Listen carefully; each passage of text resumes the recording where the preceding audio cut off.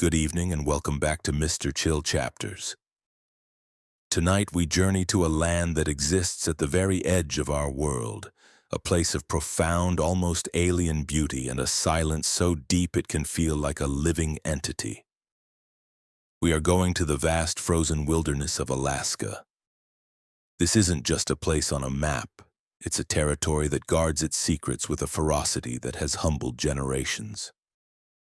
For every breathtaking glacier and majestic mountain peak, there is a shadow that stretches longer, a cold that seeps deeper, and a story that defies all attempts at rational explanation.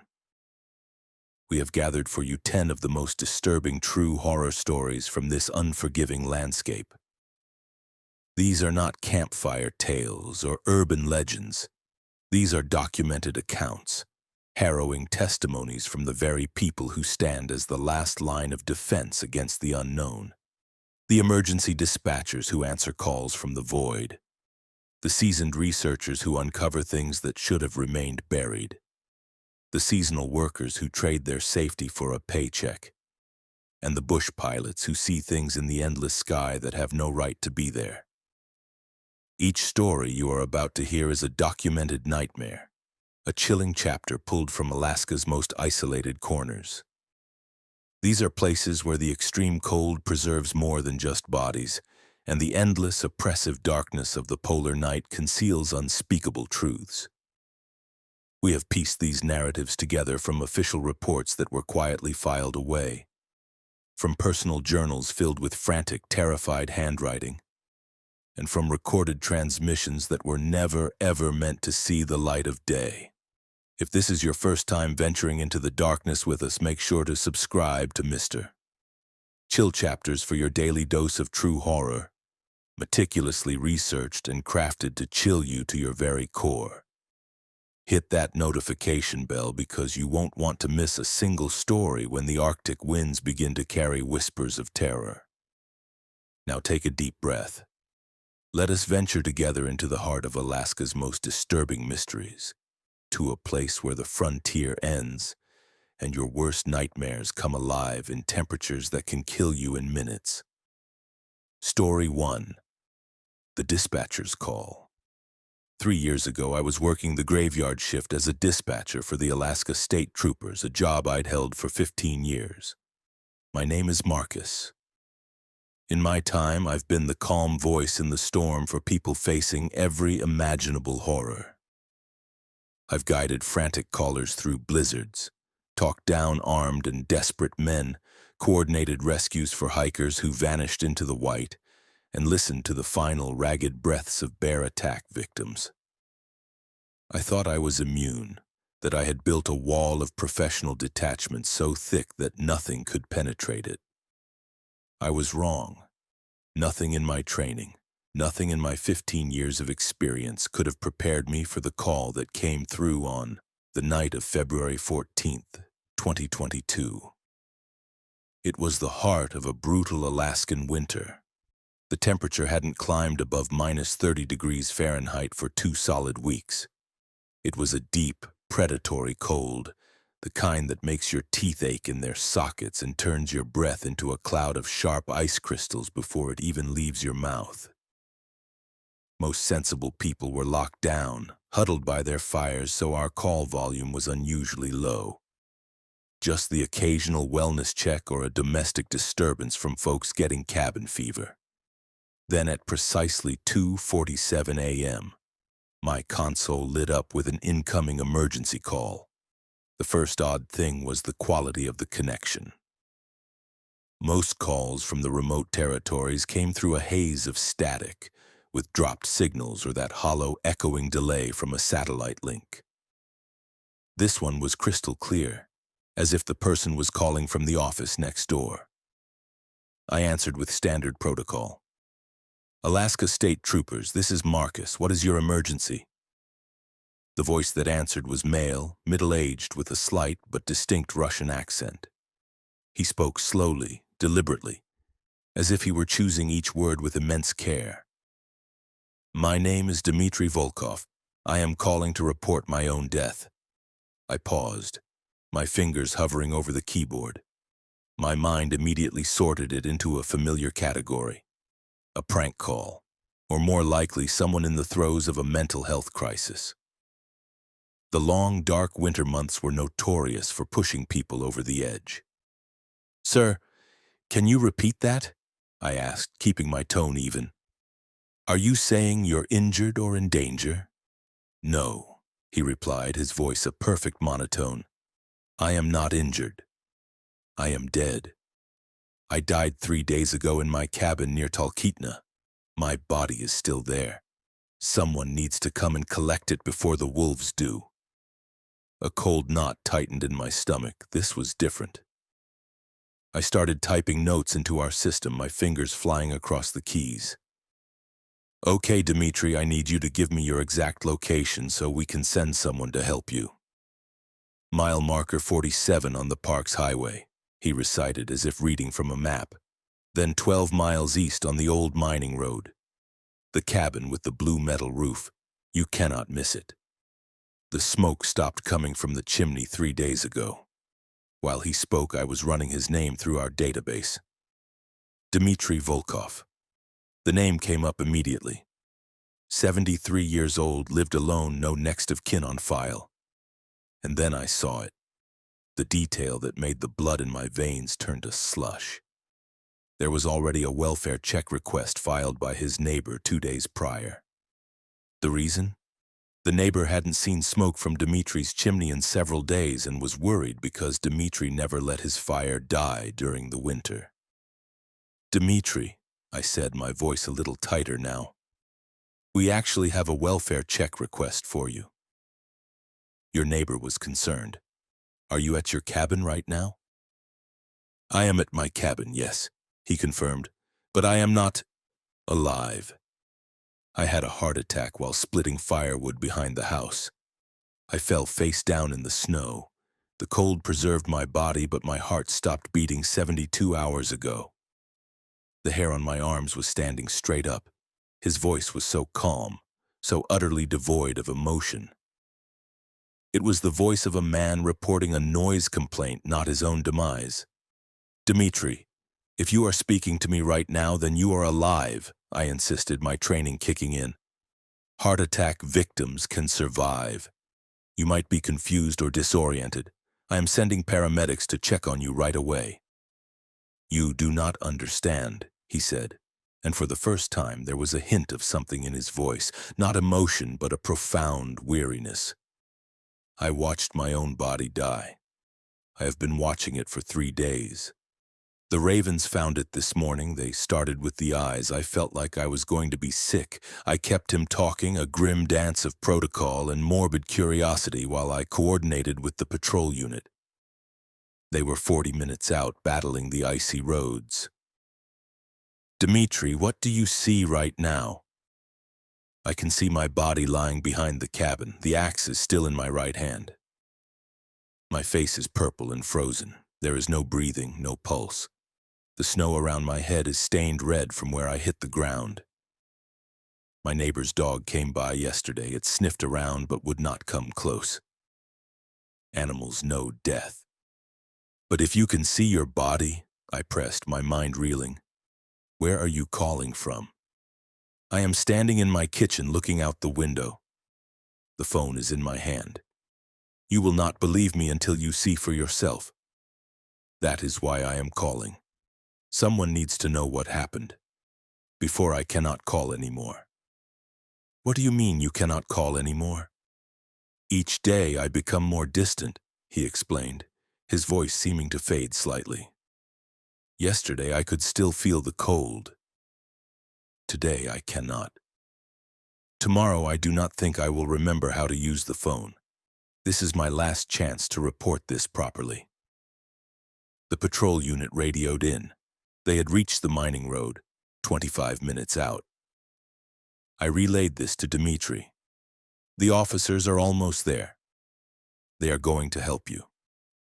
They will find my body behind the cabin," he stated. "Tell them to look for the blue metal roof. Tell them I am sorry for the inconvenience." Then Officer Martinez's voice crackled over my radio, strained and urgent. Dispatch, we have a body behind the cabin, male, elderly, deceased for several days by the look of it. Definitely a cardiac event. We need the coroner out here. I looked at my phone.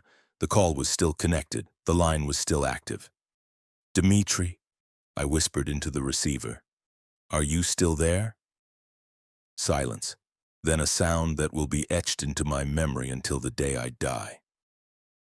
It was breathing, but not human breathing. It was a wet, rattling, gurgling sound, like air being forced through a collapsed and fluid-filled windpipe. Then the line went dead. The officers on scene confirmed every single detail Dimitri had given me. The body was frozen solid, dead for at least 3 days. The axe was still gripped in his right hand. But here is the part that shattered my reality. The forensics team confirmed there was no power to the cabin. The generator had run out of fuel days ago, and the phone company, after a formal inquiry, confirmed that the landline to that property had been physically disconnected and out of service for almost a year, ever since a tree fell across the wires the previous winter. I stared at my console. The call had lasted 37 minutes. I had 47 screens of notes. The phone number that had called in did not exist. I never reported the full details of that conversation. Who would believe me? In my official log, I wrote that we received an anonymous tip about a welfare check. But I kept those notes. I still have them. 6 months later, I transferred to a different department. I couldn't take another night shift. But sometimes, when I'm driving past Talkeetna, I think about Dmitry Volkov. I wonder how many other voices are out there calling from phones that do not work, reporting deaths that have already happened, asking for a help that can never ever come. The official cause of death was cardiac arrest, but I know Dmitry Volkov was just trying to do the right thing, even after death. He called to report his own passing, because that is what a responsible citizen does. Story 2. The Photographer and the Ice Ghosts. There are people who are drawn to Alaska for its raw, untamed beauty. And then there are people who are drawn to its soul-crushing hostility. My colleague Isabella Martinez belonged to the latter group. She was a wildlife photographer for National Geographic, but that title doesn't do her justice. She was more of a storm chaser, a hunter of impossible moments. While other photographers flocked to Alaska during the comfortable sun-drenched summer months, Isabella thrived in the dead of winter. She had a philosophy, one she repeated to me often over lukewarm coffee in our Fairbanks office. The cold, she would say, her eyes intense, brings out the truth in everything. The landscape, the animals, even the light itself, they can't lie when it's 50 below. Her portfolio was a testament to this belief. It was filled with haunting, almost ethereal images. A lone wolf, a phantom of gray fur moving through a blinding blizzard, a vast caribou migration across a frozen, wind-swept tundra, their breaths creating a ghostly river of steam. And the northern lights, not as a gentle curtain, but as a violent electric storm reflecting off the fractured blue heart of a glacier. In December of 2021, Isabella approached me with a new obsession. She was planning a solo expedition to the Wrangell Mountains, one of the most remote and unforgiving ranges on the continent. She wanted to photograph a specific, almost mythical phenomenon that occurred only during the deepest, darkest part of winter, something she called ice ghosts. According to her research, these were not simple frost patterns. They were complex, almost architectural formations that appeared when supercooled moisture in the air crystallized instantaneously around certain objects during extreme cold snaps, creating what looked like frozen, life-sized apparitions. The location she had chosen was an abandoned mining camp about 60 miles northeast of McCarthy, a ghost town at the end of a long, treacherous road. The camp had been deserted since the 1940s, but Isabella, with her obsessive attention to detail, had studied historical weather data and determined it was the perfect crucible to capture her ice ghosts. She had rented a small rustic cabin from a local outfitter and planned to spend 2 weeks alone with her cameras and her thoughts.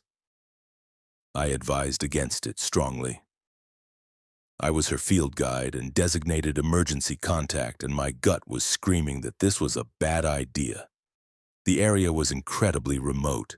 Temperatures there regularly dropped to -50, a cold so profound it could freeze exposed skin in under a minute.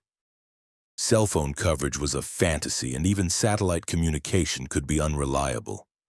But Isabella was fiercely independent and meticulously prepared. She laid out her gear for me: professional-grade cold-weather photography equipment, a military-spec emergency beacon, enough dehydrated food and fuel for 3 weeks, and a state-of-the-art satellite communicator for our daily check-ins. We agreed on a strict protocol. She would send me a brief coded message every evening at exactly 8 p.m. All is well. If I didn't hear from her for more than 24 hours, I was to contact search and rescue immediately. No excuses, no delays. She flew out on December 15th with a bush pilot named Tom, a grizzled veteran who had seen it all. He dropped her at the cabin, a tiny speck of human endeavor in an endless sea of white, and watched as she unloaded her mountain of equipment. The first 3 days went exactly according to plan. Her messages were brief, but I could feel her excitement vibrating through the cold digital text. Day 1. Arrived safely. Cabin is solid. Temperature -32. Incredible conditions for shooting. All is well. Day 2. Got some amazing shots of ice formations around the old mining equipment. The light here is otherworldly. All is well. Day 3. Found something interesting near the mine entrance. Ice formations unlike anything I have seen before. Almost look sculpted, staying an extra day to document. All is well. On day 4, the rhythm broke. Her message didn't arrive at 8 p.m. I waited, my anxiety growing with each passing hour. Finally, at 11:17 p.m., a message came through. It was longer than usual, and the all is well was missing. Day 4. The formations are moving. I know that sounds impossible, but I have time-lapse footage that proves it. They shift position subtly. When I'm not looking directly at them. It's not melting or wind, it's deliberate. I was concerned, but not yet alarmed. Isabella was a scientist at heart, a rational observer. I reasoned that extreme cold and isolation could play tricks on the mind, even one as sharp as hers. Day 5. Her message came in the middle of the night. I was wrong about them being ice formations. They are not made of ice. I don't know what they are made of, but they are not natural. They appear in my photographs even when I cannot see them with my naked eyes. The camera is picking up something that isn't there. Now I was getting worried. This was moving beyond simple paranoia. I sent back a message. Isabella, do you need an early pickup? Just say the word. She did not respond. Day 6. They know I am photographing them. When I review my images, there are more of them in each shot. They are multiplying or getting closer. I cannot tell which. Day 7. I found photos on my camera that I did not take. The timestamps show they were taken while I was sleeping inside the cabin. Someone or something is using my equipment. I immediately called Tom, the pilot. I told him the situation was deteriorating and I needed a flyover of the cabin as soon as possible. The weather was turning, a storm was brewing on the horizon, but he agreed to check on her the moment the storm passed. Day 8. The photos taken while I slept show the inside of the cabin. They show me sleeping in my bunk, but they also show shapes standing around the bed. Tall, thin shapes. I cannot see these shapes with my eyes, only through the camera lens. They were watching me sleep. Day 9. I understand now. The camera sees what is really here. The ice ghosts are not ice, and they are not ghosts. They are something else entirely. Something that exists in a spectrum of light human eyes cannot perceive. This place is not empty. It's crowded. Tom was finally able to do a flyover on day 10. He radioed me from the air. He reported that the cabin looked normal. There was smoke coming from the chimney, and he could see Isabella's gear neatly arranged outside. There were no visible signs of distress, but the weather was still too rough for a landing. He had to turn back. Day 10. I have been reviewing all my photos from the trip. The shapes appear in every single image, even the ones taken on the first day. They were here before I arrived. I think they have always been here. Day 11. Last night I left the camera running with a motion trigger. This morning there were 847 new photos, all taken between midnight and 6 a.m. All showing the same thing, dozens of tall, thin, vaguely humanoid figures surrounding the cabin. Some appear to be looking through the windows. Others seem to be examining my equipment with an unnerving curiosity. I was done waiting.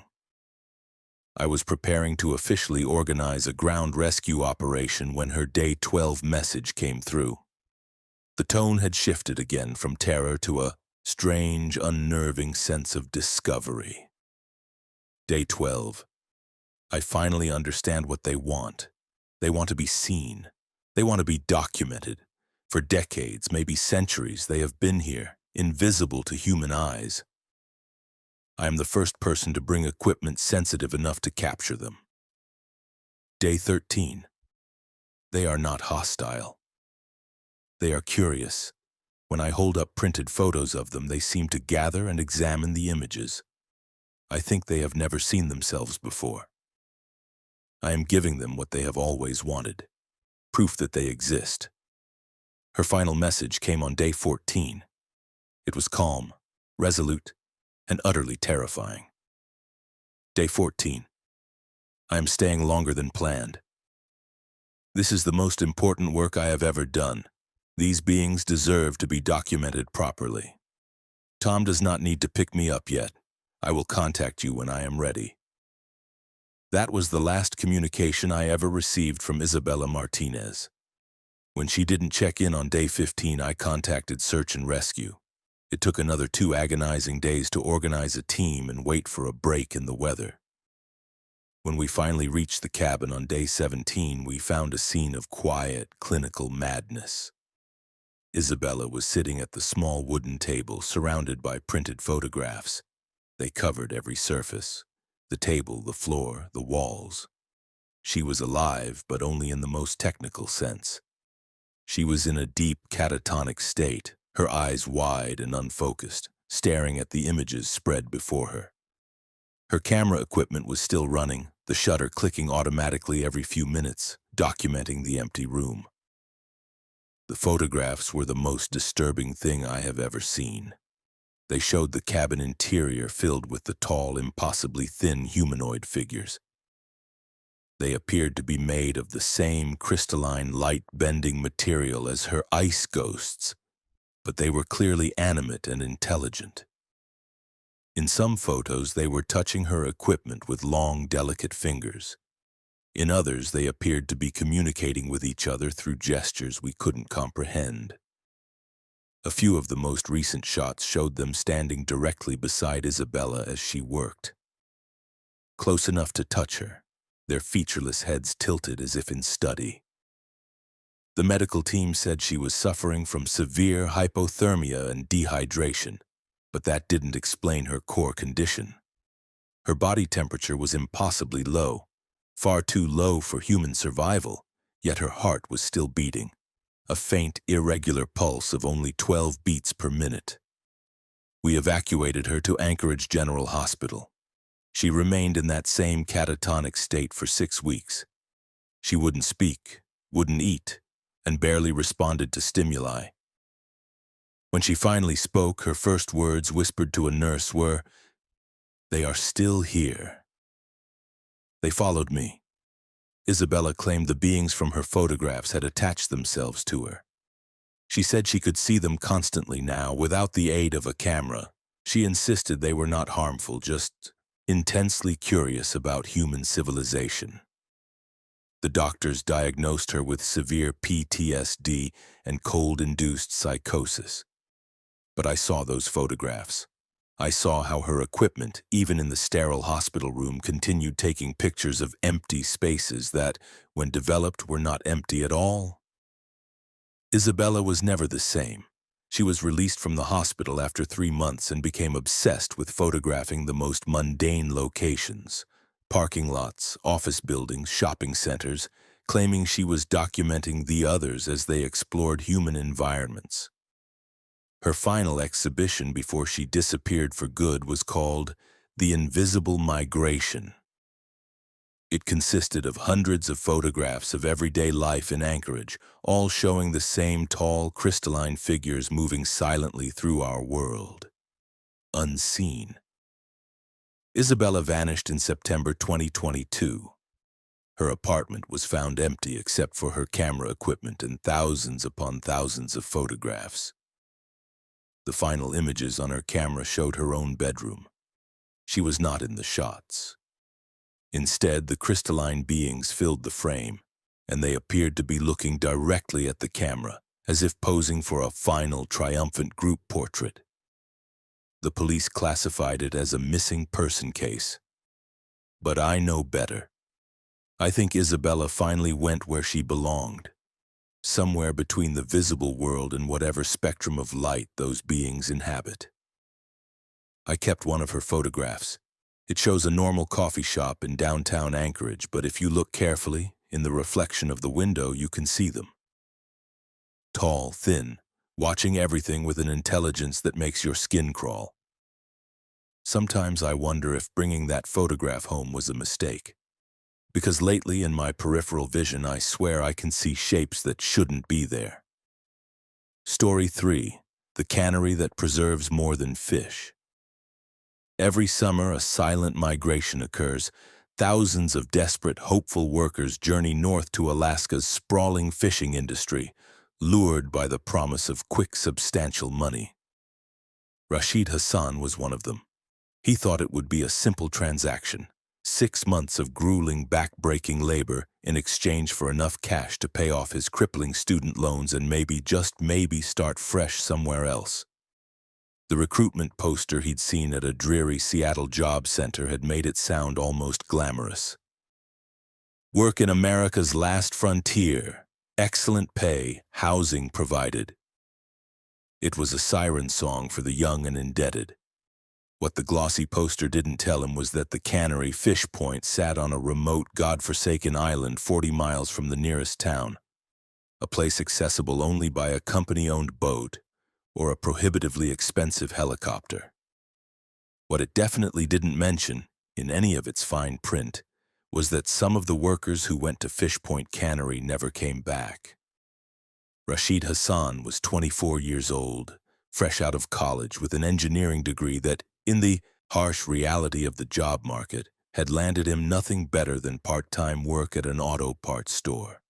He was drowning in debt and suffocating from a sense of failure. When the cannery recruiter, a man with a too-wide smile and eyes that never seemed to blink, promised $12 an hour plus overtime, more money than Rashid had ever made in his life, he signed the 6-month contract without a second thought. His journey began on June 1st, 2020. The first red flag should have been the boat ride from Kodiak Island. The captain, a weathered, silent man named Murphy, barely spoke a word during the entire 2-hour journey across the choppy, slate-gray water.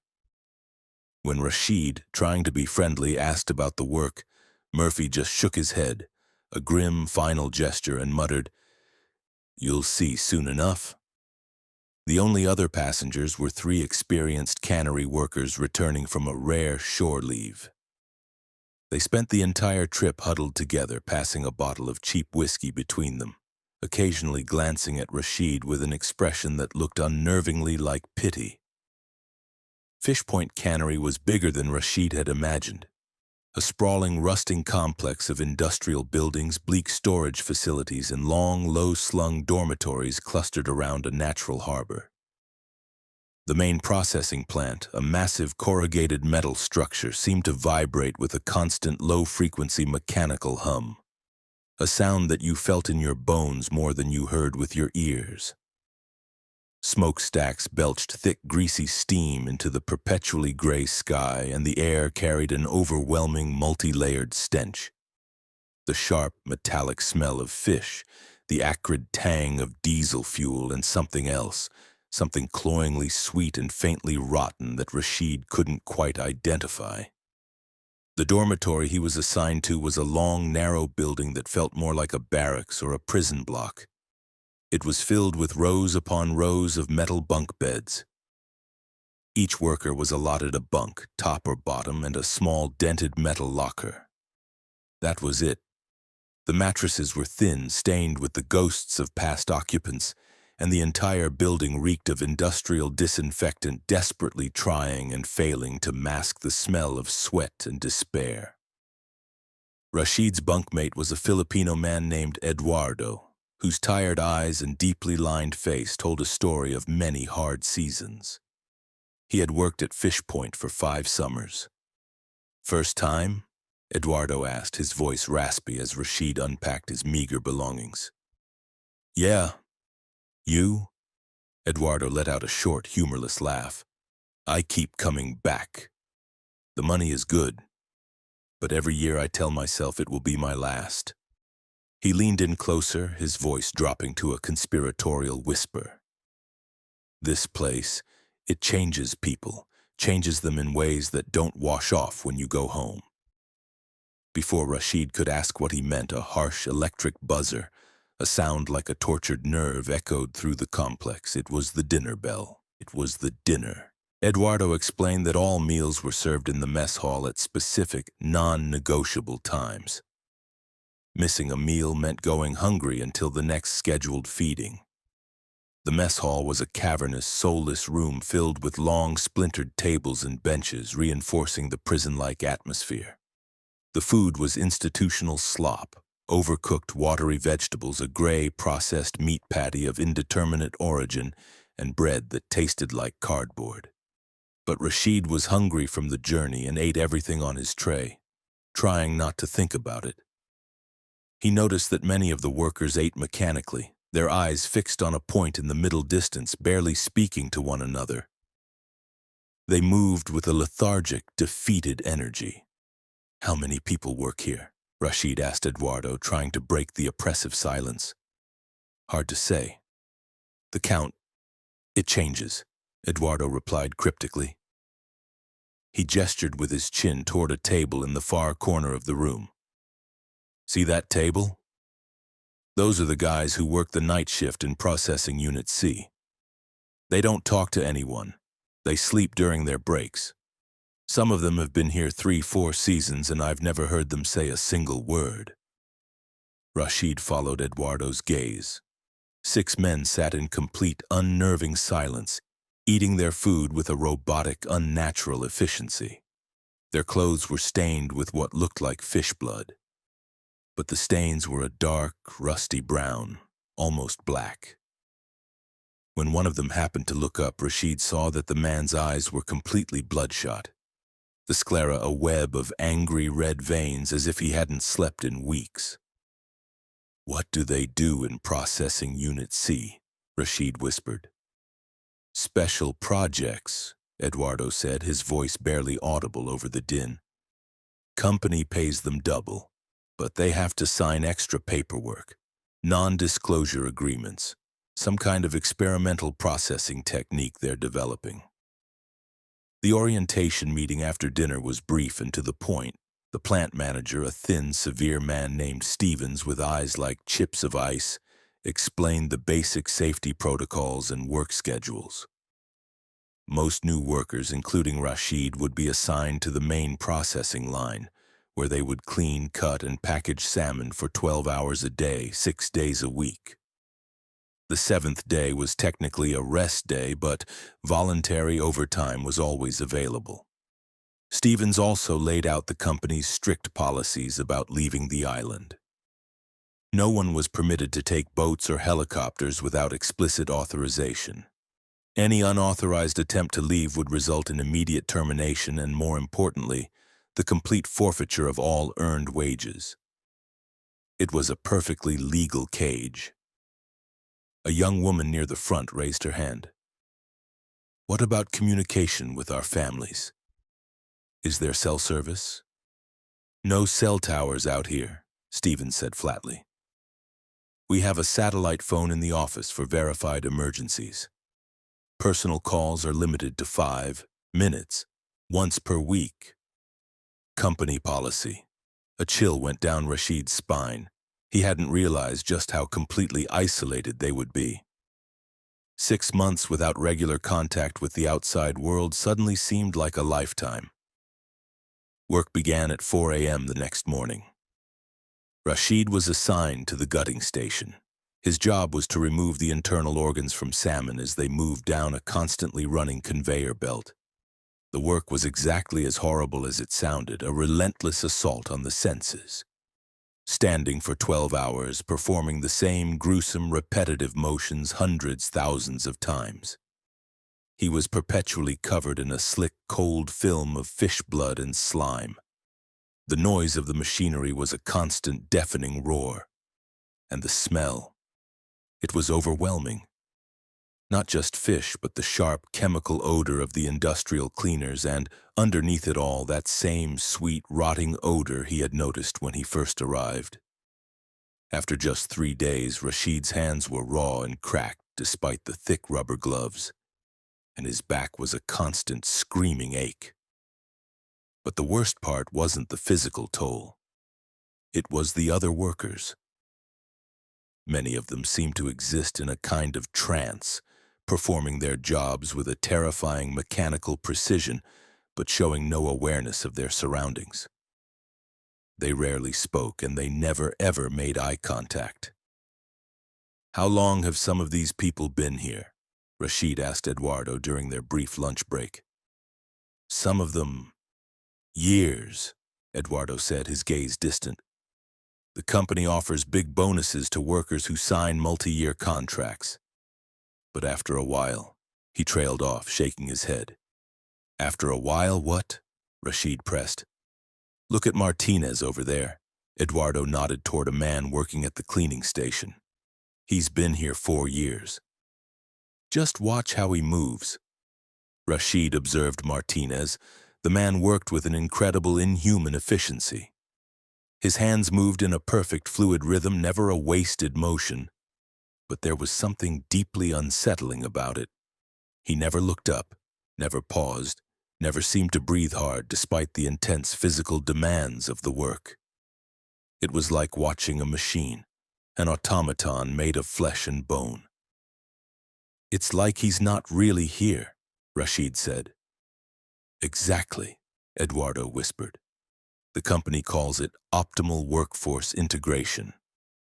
They say the best workers eventually achieve a state where the job becomes automatic, instinctive. They can work longer shifts, need fewer breaks, make fewer mistakes." "That doesn't sound normal." "Nothing about this place is normal," Eduardo said grimly. "But the company pays well and people need the money." On his 10th day, Rashid was pulled off the main line. Stevens informed him he was being reassigned to help with a special project in Processing Unit C. The pay would be double his regular wage, but he would have to sign additional confidentiality agreements. The paperwork was extensive, pages of dense legal language about trade secrets, proprietary techniques, and severe penalties for discussing company operations. Rashid hesitated, a knot of dread in his stomach. But the thought of that extra money, of paying off his loans that much faster, was too tempting. He signed everything without reading it carefully. Processing Unit C was in a separate, windowless building. The interior was starkly different from the main plant, cleaner, more modern, with equipment that looked like it belonged in a high-tech laboratory. The lighting was a harsh, sterile white that bleached all color from the room. The night shift supervisor, a woman named Dr. Reeves, with a cold, clinical demeanor, explained that they were testing a new preservation technique. The work involved injecting salmon with a special solution before processing. "What kind of solution?" Rashid asked. "Proprietary formulation, doctor," Reeves replied, her eyes unreadable. "Company developed. Extends shelf life. Improves texture." The solution was clear like water but had a sharp chemical smell that reminded Rashid of formaldehyde. The workers handling the injections wore full hazmat suits with respirators, which seemed like an extreme precaution for a food additive. The strangest part was what happened to the fish after injection. Within minutes, their natural silver-pink color faded to a ghastly, translucent gray-white. Their flesh became firm, almost rubbery. Dr. Reeves insisted this was a normal part of the process. During his third night in Unit C, Rashid made a discovery that shattered his world. He was in the cold storage area when he noticed some containers were labeled with dates from previous years, 2018, 2019. On a morbid impulse, he opened one of the older containers. The fish inside looked exactly the same as the ones processed that night. No decay, no smell of spoilage. But that wasn't the most disturbing part.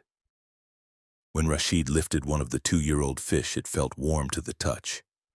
Not room temperature, but body temperature. And as he stared, his heart pounding, he could swear he saw the gills flutter, a faint, ghostly movement. He dropped the fish and stumbled back. Looking around, he saw that all the fish in the older containers seemed to be subtly shifting, not swimming, but twitching as if dreaming. Dr. Reeves found him there. "Problem?" she asked, her voice sharp. "Some of these are really old," Rashid stammered. "Are they still good?" "The solution prevents normal decomposition," she said, her eyes narrowing. "They could remain fresh indefinitely. But you shouldn't be handling the older samples. The compound becomes more concentrated over time." "What exactly is in that solution?" Dr. Reeves studied him for a long, unnerving moment. "I think it's time you met with Mr. Stevens about a permanent position here. You show real aptitude for this work." The next day in Stevens's office, the truth was laid bare. Fish Point was a research facility, testing advanced preservation techniques for government and military contracts.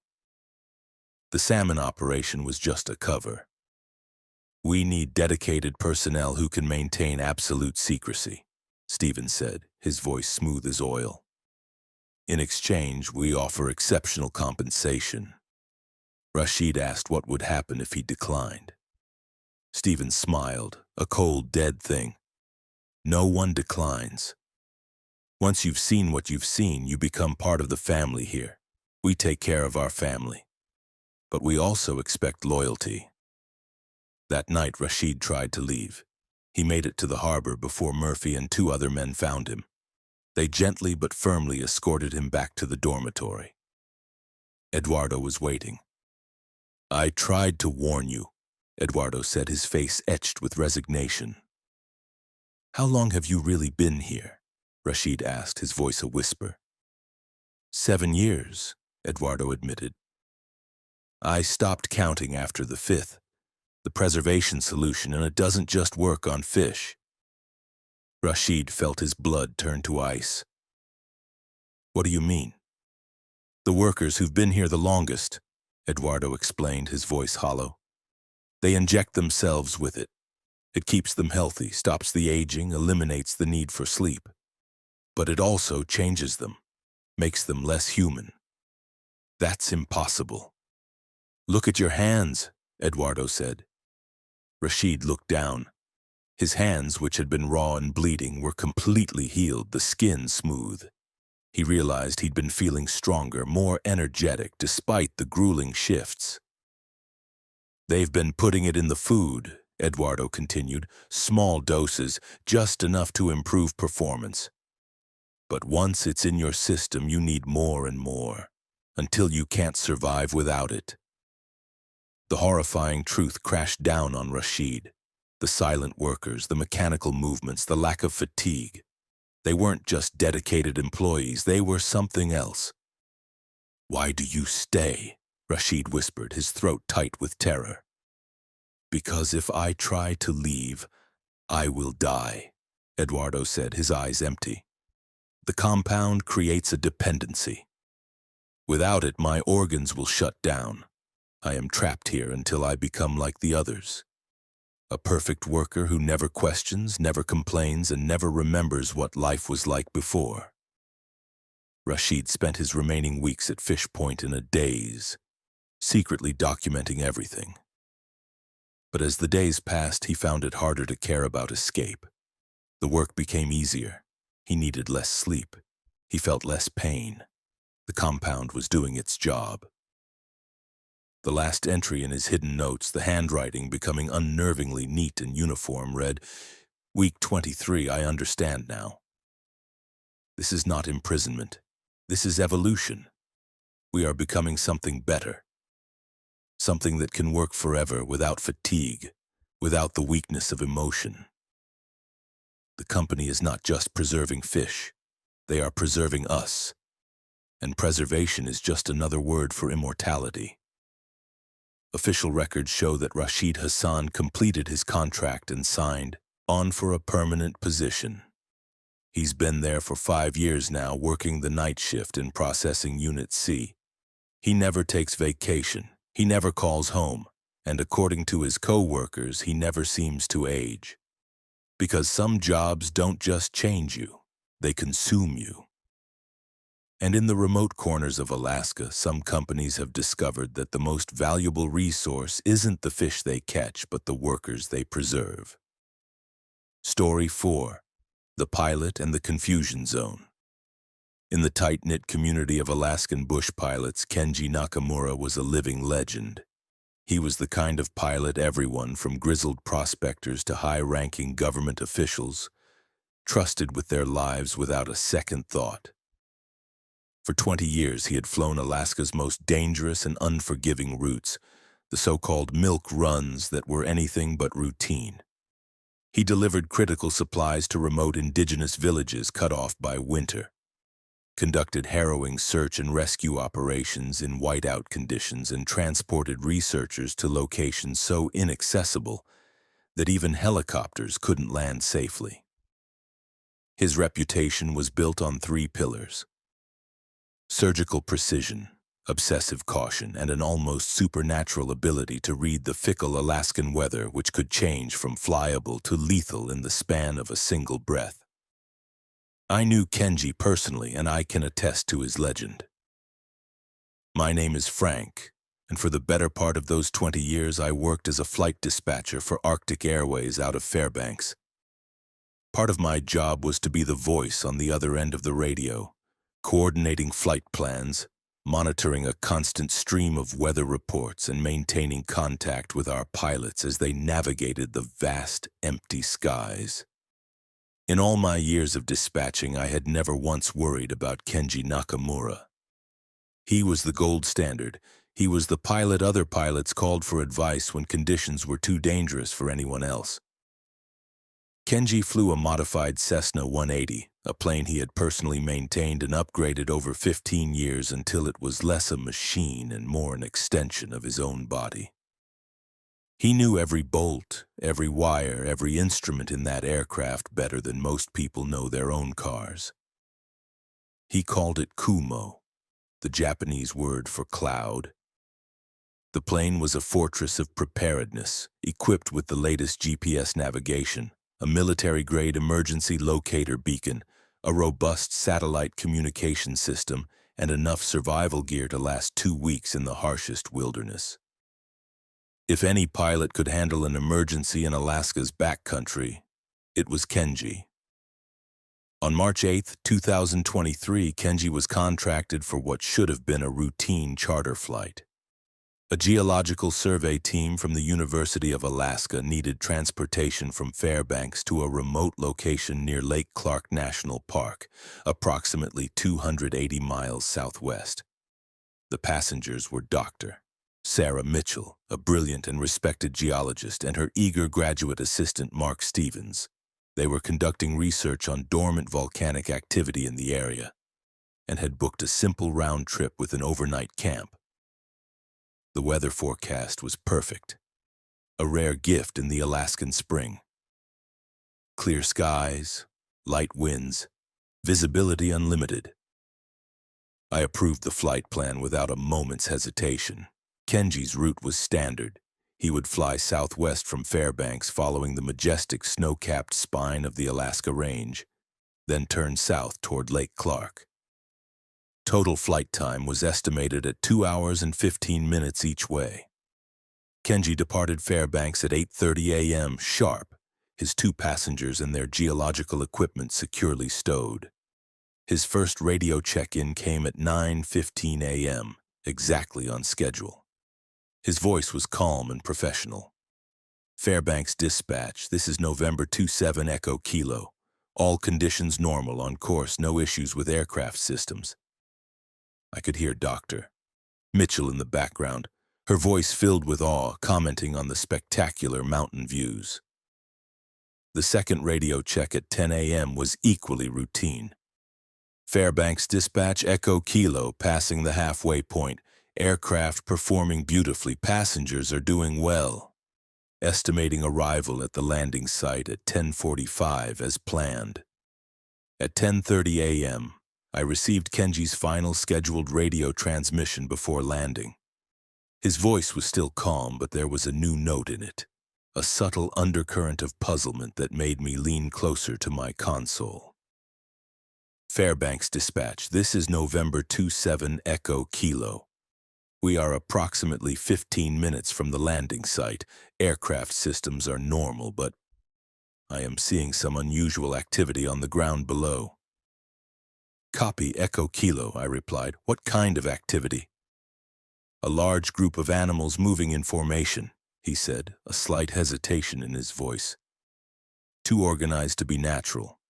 Could be a caribou herd, but the pattern is strange, almost like they are being directed by something. Roger that. Are you having any difficulty with navigation or aircraft systems? Negative. All systems green. GPS shows us on course. It's just, the animal behavior is unusual. I've never seen wildlife move in such precise formations. Copy that, Echo Kilo. Contact me when you are safely on the ground. Will do. Echo Kilo out. That was the last transmission anyone ever received from Kenji Nakamura. When he failed to check in by 11:30 a.m., I began standard overdue aircraft procedures. My initial calm slowly eroded into a cold, creeping dread. I contacted the geological team's emergency contact. They had heard nothing. Weather conditions remained crystal clear throughout the flight area. No other aircraft had reported seeing Kenji's plane. By 2 p.m., we had launched a full-scale search and rescue operation. The search continued for 2 days.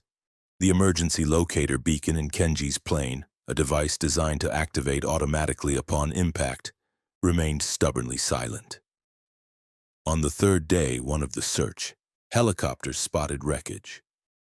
It was in a deep, narrow valley approximately 12 miles from Kenji's intended destination, a place accessible only by helicopter. The recovery team found the remains of Kenji's Cessna, but the crash scene raised more questions than it answered.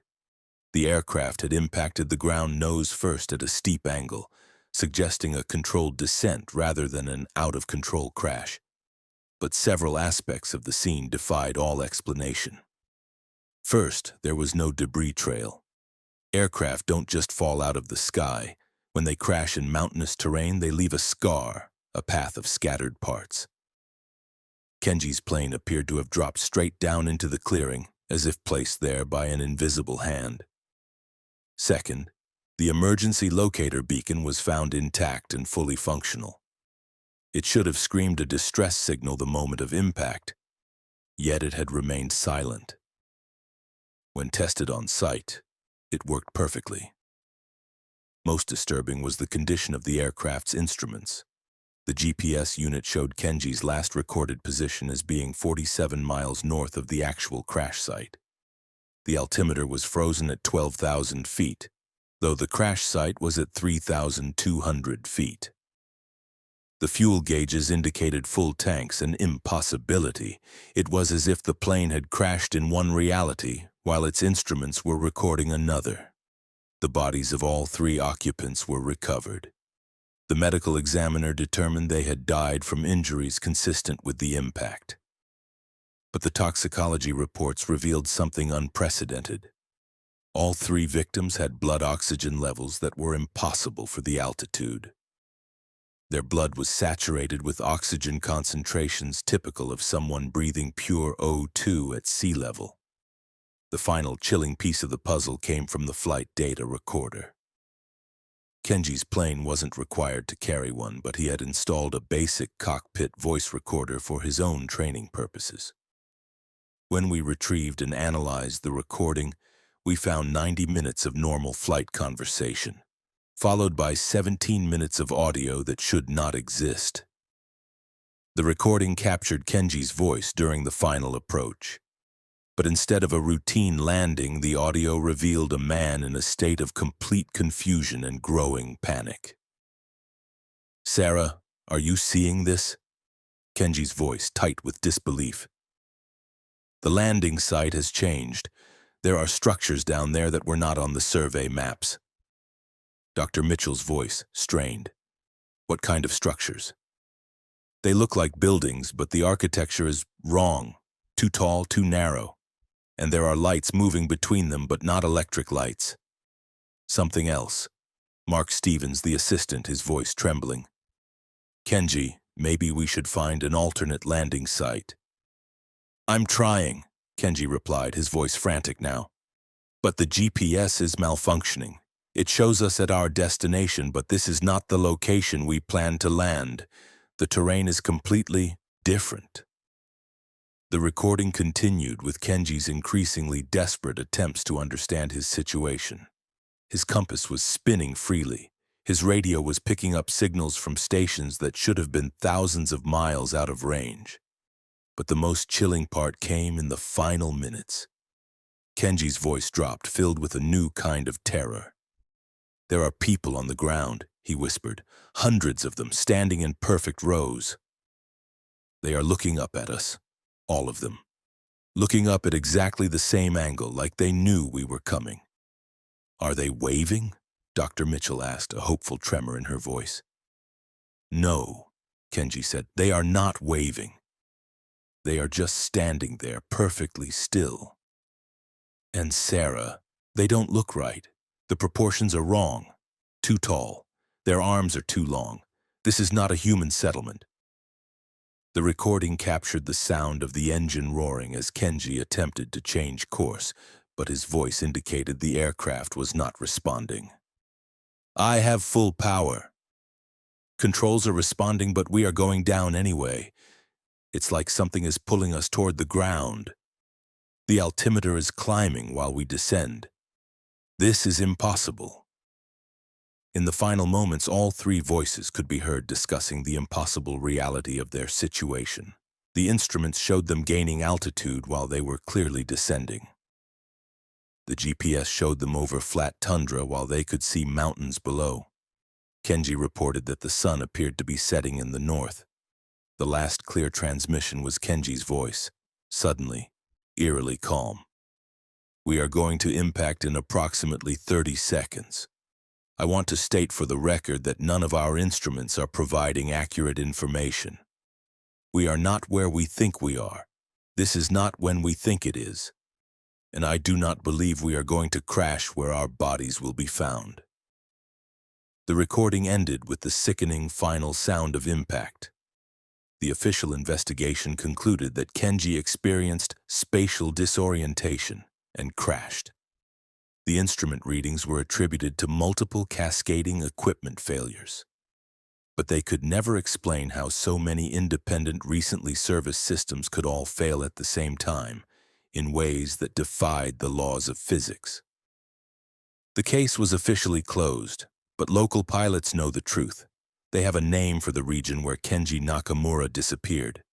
They call it the confusion zone, a place where instruments lie, where directions become meaningless, and where aircraft can simply vanish into a landscape that exists somewhere between what is real and what should be impossible.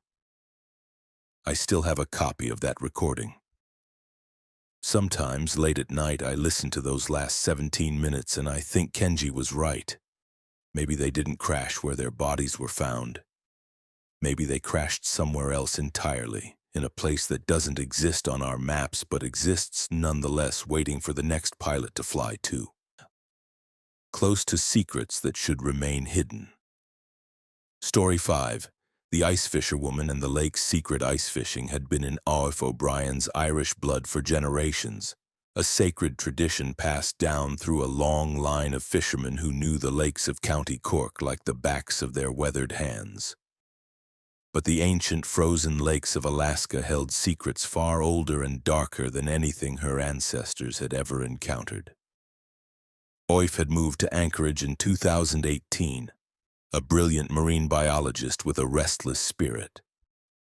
She had inherited her grandfather's collection of antique fishing equipment and a burning, almost obsessive desire to test her family's traditional skills against the legendary monstrous fish of the last frontier. What she discovered beneath the thick black ice of Lake Shalatna was something that should have remained buried, undisturbed, for another 1,000 years. I met Aoife at Murphy's Bait and Tackle in Wasilla, the shop where I work part-time. She stood out immediately. Most tourists who came through were looking for basic equipment and guided tours, hoping for a photo op with a decent-sized trout. But Aoife was different. She moved with a quiet confidence, her questions sharp and technical. She asked about ice thickness, underwater topography, and the specific behavioral patterns of fish during extreme cold snaps. Her knowledge was so profound that she impressed even our most experienced local guides, men who had spent their entire lives on these frozen lakes. Aoife was a fascinating paradox. She was a scientist, trained in rigorous methodology and empirical data, but she was also the keeper of an ancient, almost mystical tradition. Her grandfather, Seamus O'Brien, had been a legend in Ireland, a man who had spent 70 years fishing the lakes and rivers of his homeland. When he passed away, he left Aoife his most prized possessions, a collection of hand-forged fishing tools, some of which dated back to the 1800s. These were not museum pieces, they were functional, deadly equipment, designed by generations of O'Brien fishermen to catch species that modern commercial fishermen couldn't touch. My grandfather always said that fish were older than humans, Aoife told me one afternoon, her voice a soft brogue as she examined our selection of ice augers. He believed that if you knew how to listen to the water, really listen, the fish would tell you stories about what came before us. What made Aoife's approach unique was her fusion of ancient Irish techniques with modern science. She used her grandfather's traditional hand-forged hooks and lines made from materials he had taught her to prepare, but she also carried a formidable arsenal of modern technology, underwater cameras, high-frequency sonar equipment, and water testing kits. Her goal was to scientifically document the efficacy of traditional methods versus modern approaches. In January of 2022, she set her sights on Lake Shalatna, a remote, notoriously difficult body of water about 60 miles northwest of Anchorage. The lake was known for its excellent ice fishing, but it was a beast to get to, requiring a snowmobile or a rugged ATV, and the single-access road was often impassable during winter storms. Most importantly for Aoife's research, Lake Shalatna was deep, over 400 feet in some areas, and connected to a network of underground springs that kept portions of the lake from freezing completely, even during the harshest winters. Aoif had studied geological surveys of the area and had identified a specific section of the lake that fascinated her. A place where the bottom dropped off sharply from shallow fishing grounds into a deep, unmapped trench. Her theory was that these transitional zones were where the real monsters lurked, and that her traditional methods would be most effective there. Her first 2 expeditions in January were a stunning success. Using her grandfather's equipment, she pulled lake trout from the depths that were larger than anything caught in the area for years, cementing her reputation among the local fishing community. But it was her 3rd trip, on February 18th, that changed everything. Oif had positioned her small, insulated shelter over what her sonar showed as a gradual slope leading into the deepest part of the trench. The ice was solid, nearly 3 feet thick, but her equipment detected the telltale signature of open, moving water far below, confirming the presence of active springs. She had just finished setting up her gear when her underwater camera, dangling deep in the frigid darkness, picked up something unusual. At first, she thought it was a large piece of submerged timber or debris. The camera showed a long, dark object resting on the lake bottom, approximately 60 feet below the ice. But as she adjusted the camera angle and increased the intensity of its lights, she realized the object had too much geometric regularity to be natural. It appeared to be constructed from massive, perfectly fitted stones like ancient masonry, forming what looked like a rectangular structure. A sarcophagus or a chest, about 12 feet long and 4 feet wide. "That can't be right," Aoif muttered to herself, her breath fogging in the cold air of the shelter as she recorded video of the structure. According to all geological surveys, this entire area had been buried under a mile of glacial ice until relatively recently, in geological terms. There should not be any human constructions on the lake bottom, especially not something that looked ancient. Using her grandfather's traditional weighted line, Aoif began to fish directly above the structure. The technique was a delicate art, requiring her to lower a specially prepared hook very slowly while maintaining constant sensitive contact with the bottom. It was a method that allowed an experienced fisherman to feel the underwater environment in a way modern sonar could not replicate. What Oif felt through the line was wrong. Instead of the soft mud or rocky bottom she expected, the weighted line seemed to be resting on something hard and hollow. When she gently tapped the weight, a distinct sound traveled up the line, through the water and the thick ice. A hollow thump, thump, like striking an empty container.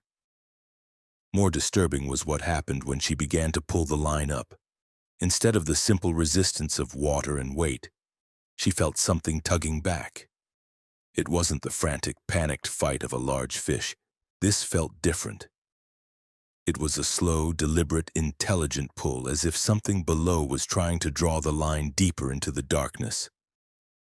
Oif, startled but resolute, pulled back harder. She managed to reel the line up about 20 feet before whatever was holding it let go with a sudden, violent jerk, causing her to stumble backward in her shelter. When she examined the line, her blood ran cold. The traditional hand-forged hook her grandfather had made was gone. In its place, tied with a knot she had never seen before, was a new hook, carved from a piece of bone. The craftsmanship was unlike anything she had ever seen.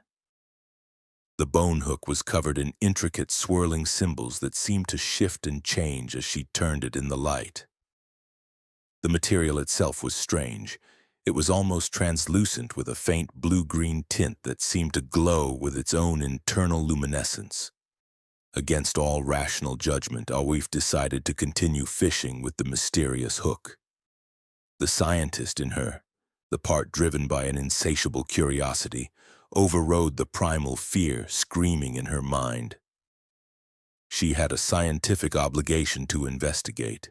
She lowered the line again, this time with her underwater camera following it down, determined to see what would happen. The video footage from that day, which Oif later shared with me, is something that has haunted my waking and sleeping moments ever since. It challenges everything we think we know about what lives in the deep, dark places of our world. As the bone hook descended toward the stone structure, the water around it began to change. What had appeared to be empty black water started to fill with shapes, long, sinuous, undulating forms that moved with an undeniable purpose and intelligence. At first, Oif thought she was seeing a school of large eels, but as the creatures came closer to the camera's light, their true, horrifying nature became apparent. They were not fish. They were something far older, far more alien. The creatures had serpentine bodies covered in scales that seemed to absorb light rather than reflect it, making them appear as moving voids in the water. Their heads were elongated and flattened, with huge, lidless eyes that reflected the camera's light like perfect silver mirrors. But the most disturbing feature, the detail that made Oif gasp in terror, was their appendages. Along their bodies were what appeared to be multiple slender arms, ending in long, delicate hands, with far too many fingers. And these hands were using tools, carved implements of stone and bone that they were using to meticulously construct or repair the stone structure on the lake bottom. The bone hook seemed to attract their immediate attention. Several of the creatures glided toward it, examining it with an intelligence that was plain to see. Then one of them reached out with one of its many-fingered hands and took hold of the hook. Impossibly, it began to communicate. We felt it as a series of complex vibrations traveling up the fishing line. They were not random movements, but distinct rhythmic patterns, a language of pulses and pressures far more sophisticated than Morse code. As she held the line, her mind was flooded with images, with concepts. Not visual images, but a direct transfer of understanding that bypassed her senses entirely. She began to comprehend.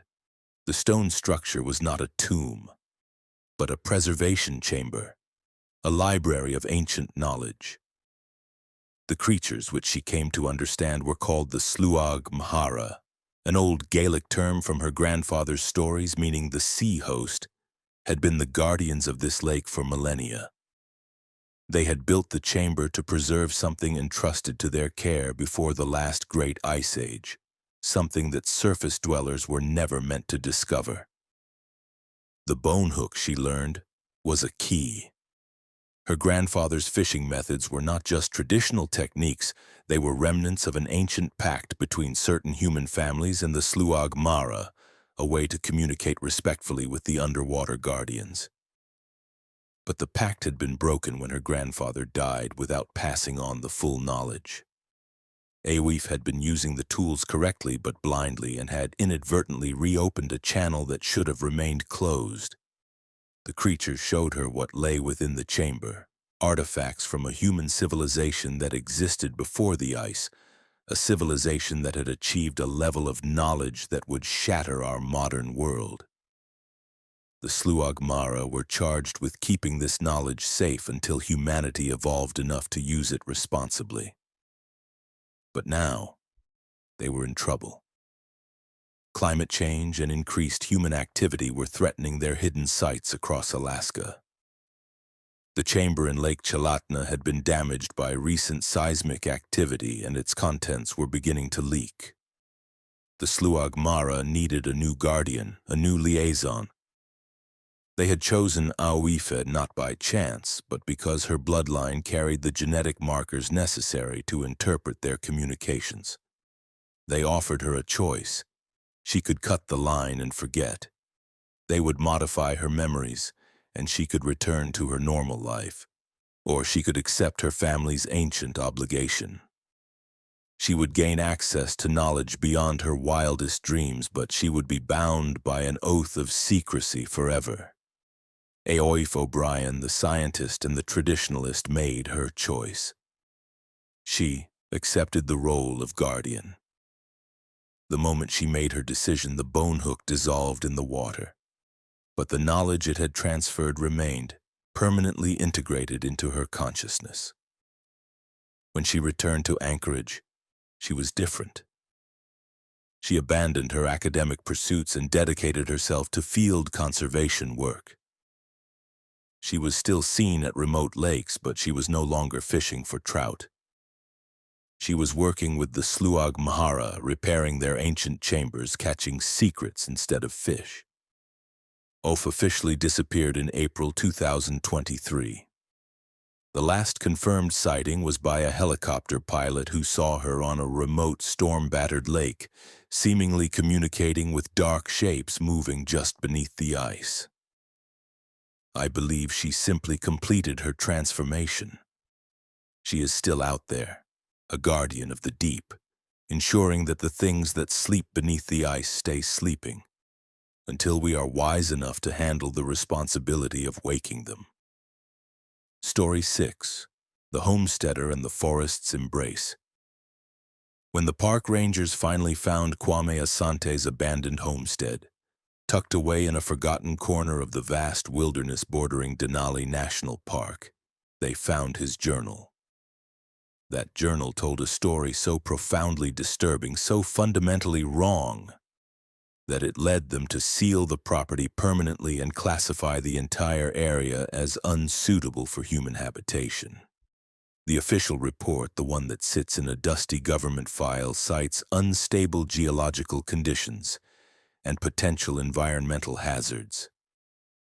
But the real reason, the one whispered among the rangers who were there that day, was far more terrifying than anything they could ever put in public paperwork. I learned about Kwame's story because I was that park ranger. My name is Ben, and it was my duty to discover his abandoned property in the fall of September 2022. Part of my job involved conducting periodic informal checks on the homesteaders and settlers living near the park boundaries, both to ensure they were complying with environmental regulations and, more importantly, to provide emergency assistance if needed. It's a lonely life out there, and people disappear all the time.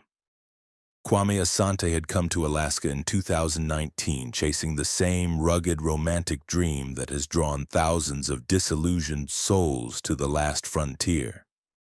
The dream of complete self-sufficiency on one's own piece of untamed wilderness. He was a brilliant software engineer from Atlanta, a man who had grown tired of the sterile glow of computer screens, the endless traffic, and the hollow noise of corporate life. At 35, he had saved enough money to purchase 40 acres of remote land through a government auction of surplus federal property. It was his canvas, and he planned to paint a masterpiece of off-grid living. His chosen land was the definition of isolation. 40 acres of mixed forest and meadow, with a seasonal creek whispering through the center. The property had been surveyed in the 1960s but never developed, which made it perfect for someone seeking total solitude. His nearest neighbor was a 12-mile trek away, and the closest town was a grueling 2-hour drive on old logging roads that became completely impassable during the long winter months. When Kwame first arrived, he lived in a heavy-duty camping trailer, a temporary shell, while he painstakingly constructed his permanent cabin. He was no amateur. He had done years of extensive research on sustainable living and had planned every single aspect of his homestead with meticulous, almost obsessive attention to detail. His setup was a marvel of engineering, a powerful array of solar panels for electricity, a tall wind turbine for backup power, a hyper-efficient wood-burning stove for heat, a deep well for pure cold water, and a large, fenced-in garden area for growing his own food. I first met Kwame in July of 2019 during a routine survey of the area.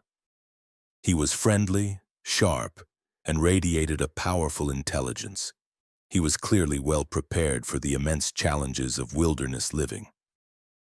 His cabin was a work of art, solid construction built from locally sourced timber, and his infrastructure was more sophisticated than most established homesteads I had ever encountered. He proudly showed me his workshop, his ingenious food storage systems, and his communication equipment. A powerful ham radio for emergencies and a satellite internet connection for maintaining contact with the outside world.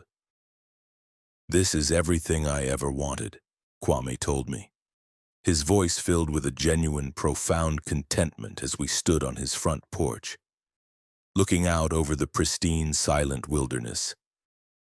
No traffic, no noise, no deadlines. Just me and the land working together. I visited Kwame's homestead twice more during 2019 and once in 2020. Each time he seemed happy and healthy, though I noticed he was becoming increasingly focused, almost consumed by his self-sufficient lifestyle. By 2020, he was growing most of his own food, raising chickens for eggs, and had even constructed a small, ingenious greenhouse that extended his growing season through the shorter days. He spoke less and less about his former life in Atlanta and more about the deep, ancient rhythms of the wilderness. My last face-to-face conversation with Kwame was in September of 2020. He mentioned, almost as an afterthought, that he was considering disconnecting his satellite internet. He found outside communication to be increasingly irrelevant, a distraction from his daily life. "The land teaches you things," he explained, his eyes looking past me toward the dense forest that bordered his property. "But only if you are quiet enough to listen." Most people never stop talking long enough to learn what the wilderness is trying to say. When I didn't see Kwame during my 2021 patrols, I wasn't immediately alarmed. I assumed he was simply embracing his reclusive nature, a common trajectory for homesteaders.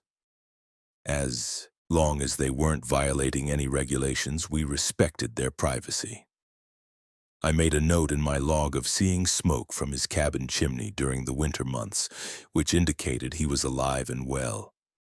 It wasn't until September of 2022 that a cold, prickling sense of wrongness began to creep over me. During a routine aerial survey of the region, I noticed that Kwame's property showed no signs of recent activity. There was no smoke from the chimney. The garden was overgrown. There was no movement around the buildings. The entire homestead was still, silent, and looked abandoned. The pilot agreed to land in a nearby meadow, and I made the trek to investigate on foot. Kwame's homestead was perfectly intact but clearly deserted. The cabin door was unlocked, swinging slightly in the breeze. The interior showed signs of a hasty, unplanned departure. Food had been left on the counters, now attracting insects and small animals. Clothing was scattered around as if someone had been packing in a panic. Most telling, Kwame's emergency supplies, his go bag, his extra rations, things no experienced homesteader would ever leave behind, were still in their designated storage locations. I found Kwame's journal on his kitchen table. It was open to an entry dated March 15, 2022. The handwriting was Kwame's, but the content, the ideas, were unlike anything I would have expected from the rational, methodical man I had known. The journal covered nearly 3 years of his life on the homestead, beginning with normal, predictable observations about weather, wildlife, and daily chores. But as I read on, the entries began to shift, descending into a spiral of obsession and bizarre, terrifying revelation. The early entries were normal. July 14th, 2019. Completed installation of solar panel array. Saw a family of foxes near the creek. November 3rd, 2019, first major snowfall. Cabin heating system working perfectly. But by late 2020, the tone began to change. September 30th, 2020. The trees are watching me. I know how that sounds, but after 18 months of careful daily observation, I am certain that the forest around my property exhibits coordinated behavior. The trees shift their positions slightly over periods of days or weeks. The changes are deliberate, not random. October 15th, 2020. Confirmed my suspicions. Using stakes and string to mark their positions, I have documented systematic movement in the forest. The trees are repositioning themselves subtly to optimize their viewing angles toward my cabin. This is impossible according to everything I know about botany, but the evidence is undeniable. November 8th, 2020. The animals are reporting to the trees.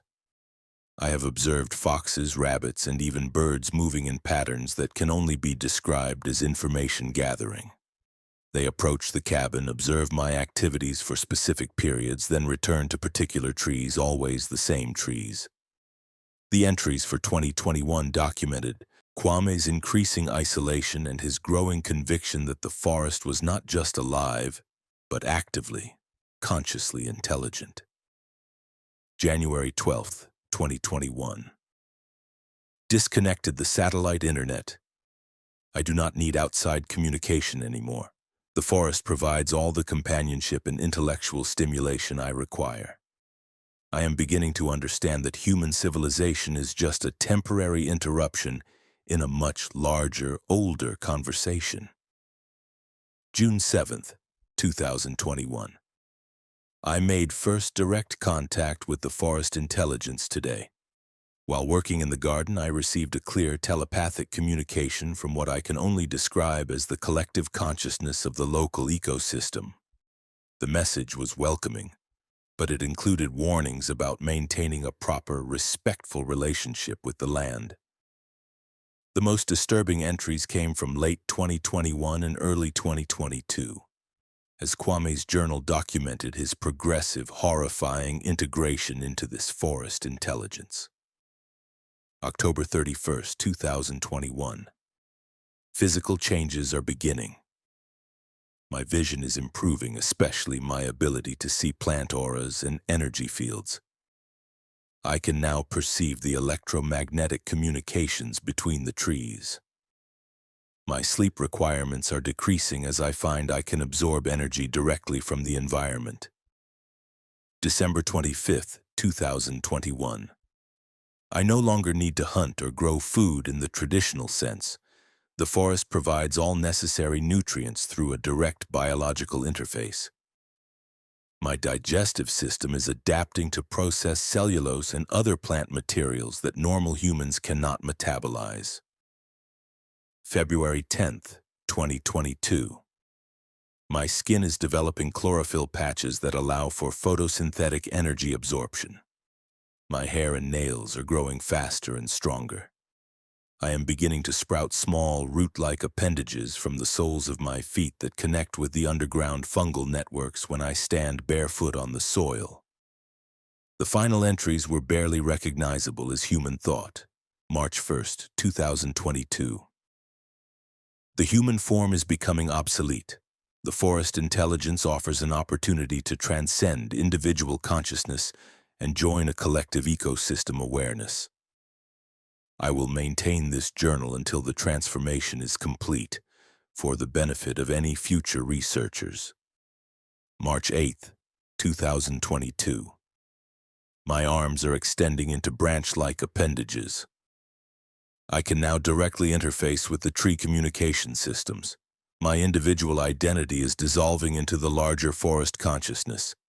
The process is irreversible, but it represents an evolutionary advancement. March 15th, 2022. This is my final human entry. Tomorrow I will become permanently integrated with the forest intelligence. My physical form will be absorbed into the root and fungal systems while my consciousness joins the collective awareness of this regional ecosystem.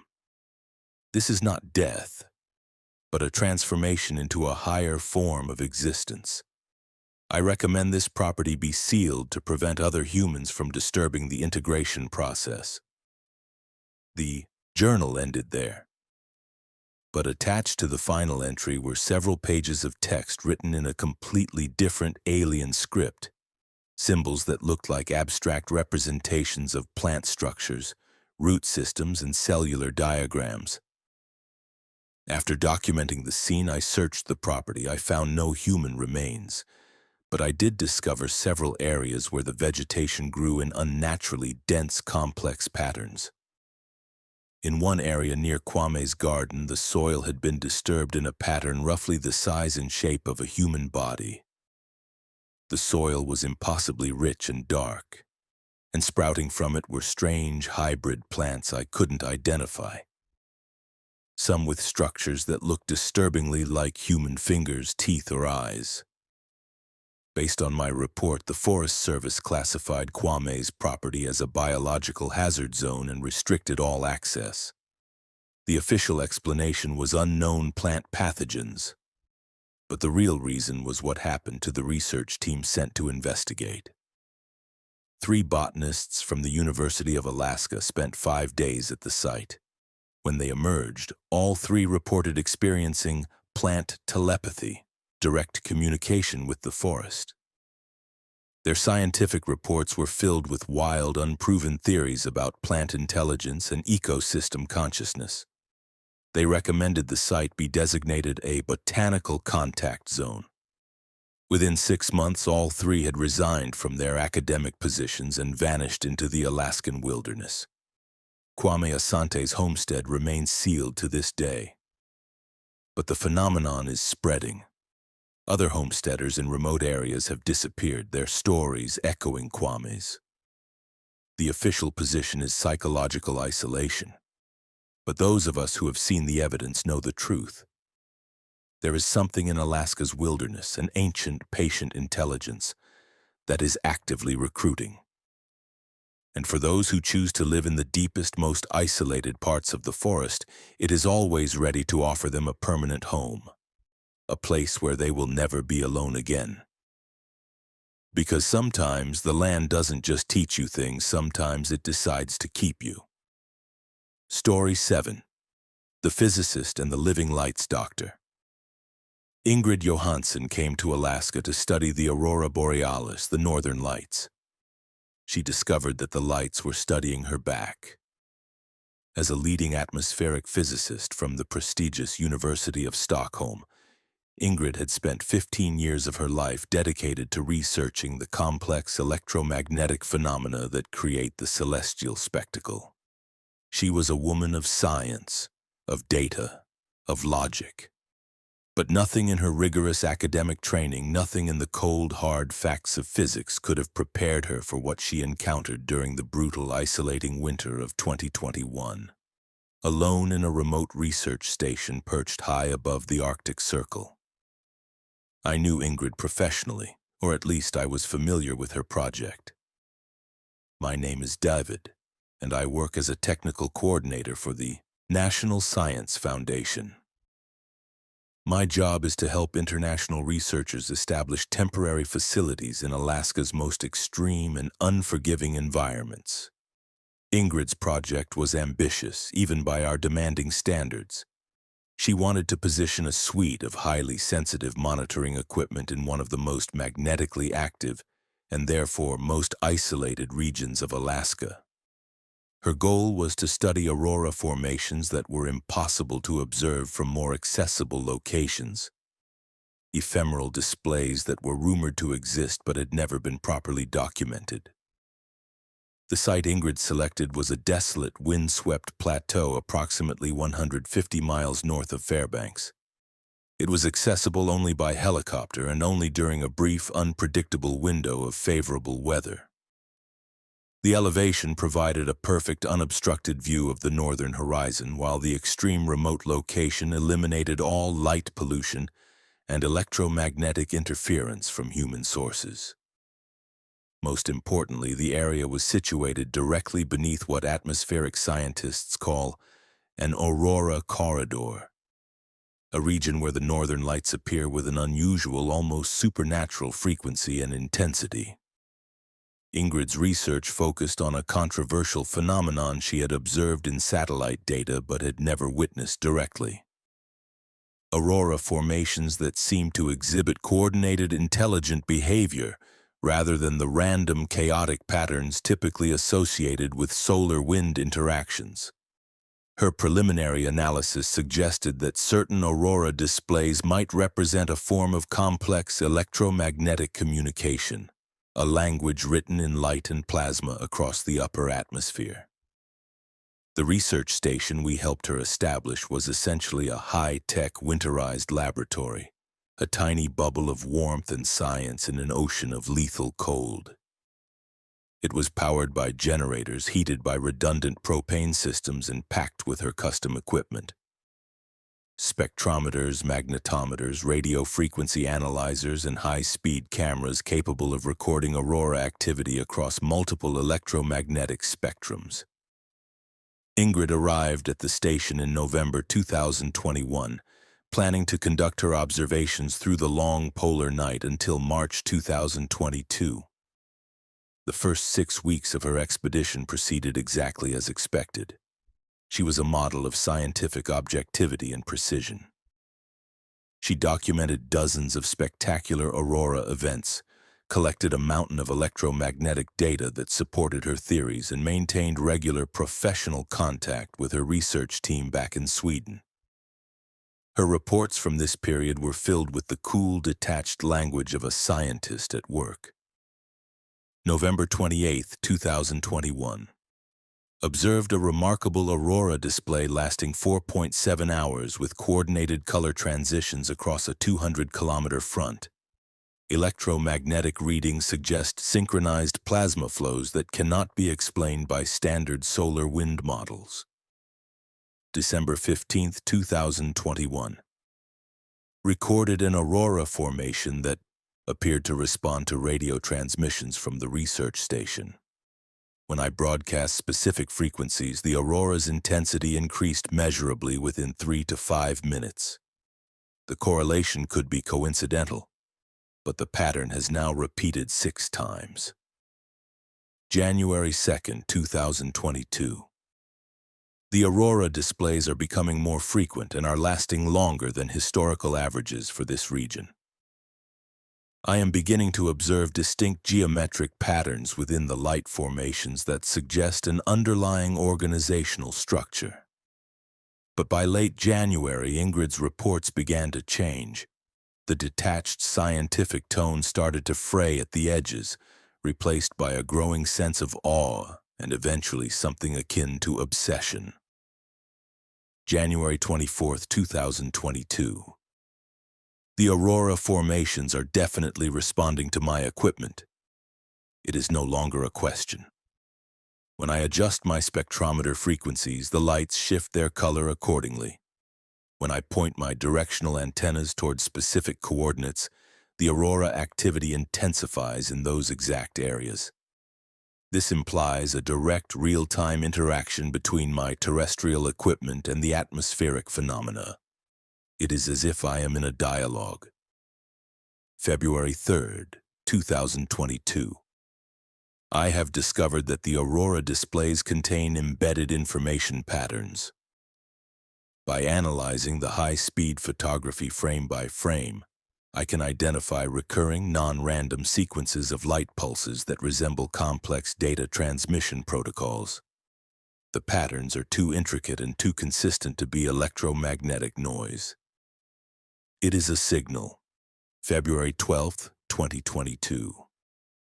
I have successfully decoded portions of the aurora light patterns using signal processing algorithms I developed on site. The embedded information appears to be three-dimensional mapping data. It is showing me locations throughout Alaska where similar electromagnetic anomalies occur. The lights are providing me with coordinates. They are telling me where to look next. Her supervisors in Sweden became increasingly concerned. Ingrid's isolation combined with the bizarre direction of her research was a red flag. They attempted to arrange for additional personnel to join her at the station to provide both support and a reality check. But the weather turned. A series of brutal Arctic storms prevented any helicopter access throughout most of February. Ingrid was completely, utterly alone. During this period of forced isolation, her communications became more sporadic, and her theories grew more radical. challenging the fundamental assumptions of atmospheric physics. February 18th, 2022. The northern lights are not a random phenomenon caused by solar particles. They represent a form of consciousness that exists in the upper atmosphere, an intelligence composed of electromagnetic fields and plasma formations. This consciousness has been trying to communicate with surface dwellers for centuries, and we have been too primitive to understand. February 25th, 2022. I made direct contact with the Aurora intelligence during last night's display. The communication occurs through a modulation of electromagnetic fields that interfaces directly with human neural activity. The experience is indescribable. It is like receiving pure thought from an entity whose consciousness spans thousands of kilometers. March 5th, 2022. The Aurora consciousness has revealed its true nature. It is not native to Earth. It represents a form of nomadic, non-biological life that travels between star systems using planetary magnetic fields and atmospheric phenomena as a medium for transportation and communication. The northern lights are its method of establishing contact with nascent planetary intelligences. At this point, Ingrid's research team lost regular contact with her. Her scheduled radio check-ins ceased. When she did communicate, it was in short, cryptic bursts, her reports filled with claims that were impossible to verify. The final communication from Ingrid came on March 18th, 2022. It was not a voice message, but a massive data transmission. She sent several gigabytes of electromagnetic recordings, spectrographic analyses, and high-resolution photography to her colleagues in Sweden. Along with the data was a brief, chilling text message. The Aurora consciousness has invited me to join its collective awareness. This represents an unprecedented opportunity for humanity to establish contact with non-terrestrial intelligence. I am uploading all of my research data for your analysis. If the integration is successful, future communications will be transmitted through Aurora displays visible from populated areas. Look to the sky. When a rescue helicopter battling fierce winds finally reached Ingrid's research station on March 25th, they found the facility intact but eerily abandoned. All of her equipment was still running, humming away, automatically recording data. Her personal belongings, including the heavy winter clothing she would have needed to survive for even a minute outside, were all present. Her emergency beacon had never been activated. The rescue team conducted an extensive search of the surrounding snow-blasted area, but they found no trace of Ingrid. There were no footprints leading away from the station, no signs of a struggle, nothing. It was as if she had simply evaporated. But the most puzzling discovery was the data left on her equipment. The cameras had captured hundreds of hours of Aurora activity during the period she was silent. The footage showed phenomena that defied scientific explanation. The recordings documented Aurora formations that moved with obvious, undeniable intelligence. Instead of the usual flowing curtains of light, these displays formed complex geometric shapes, intricate symbols and structures that resembled vast, celestial machinery.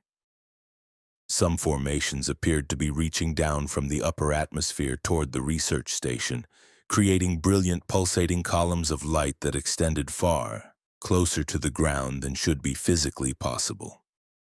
The final recordings were the most disturbing. They showed the Aurora lights entering the research station itself. The internal security cameras captured streams of colored light, ethereal and yet solid, moving through the laboratory. They interacted with her equipment, forming intricate patterns around the location where Ingrid would have been working.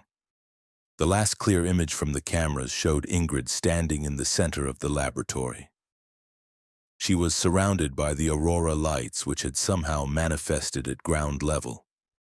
She appeared calm, serene, her arms outstretched as if embracing the electromagnetic phenomena.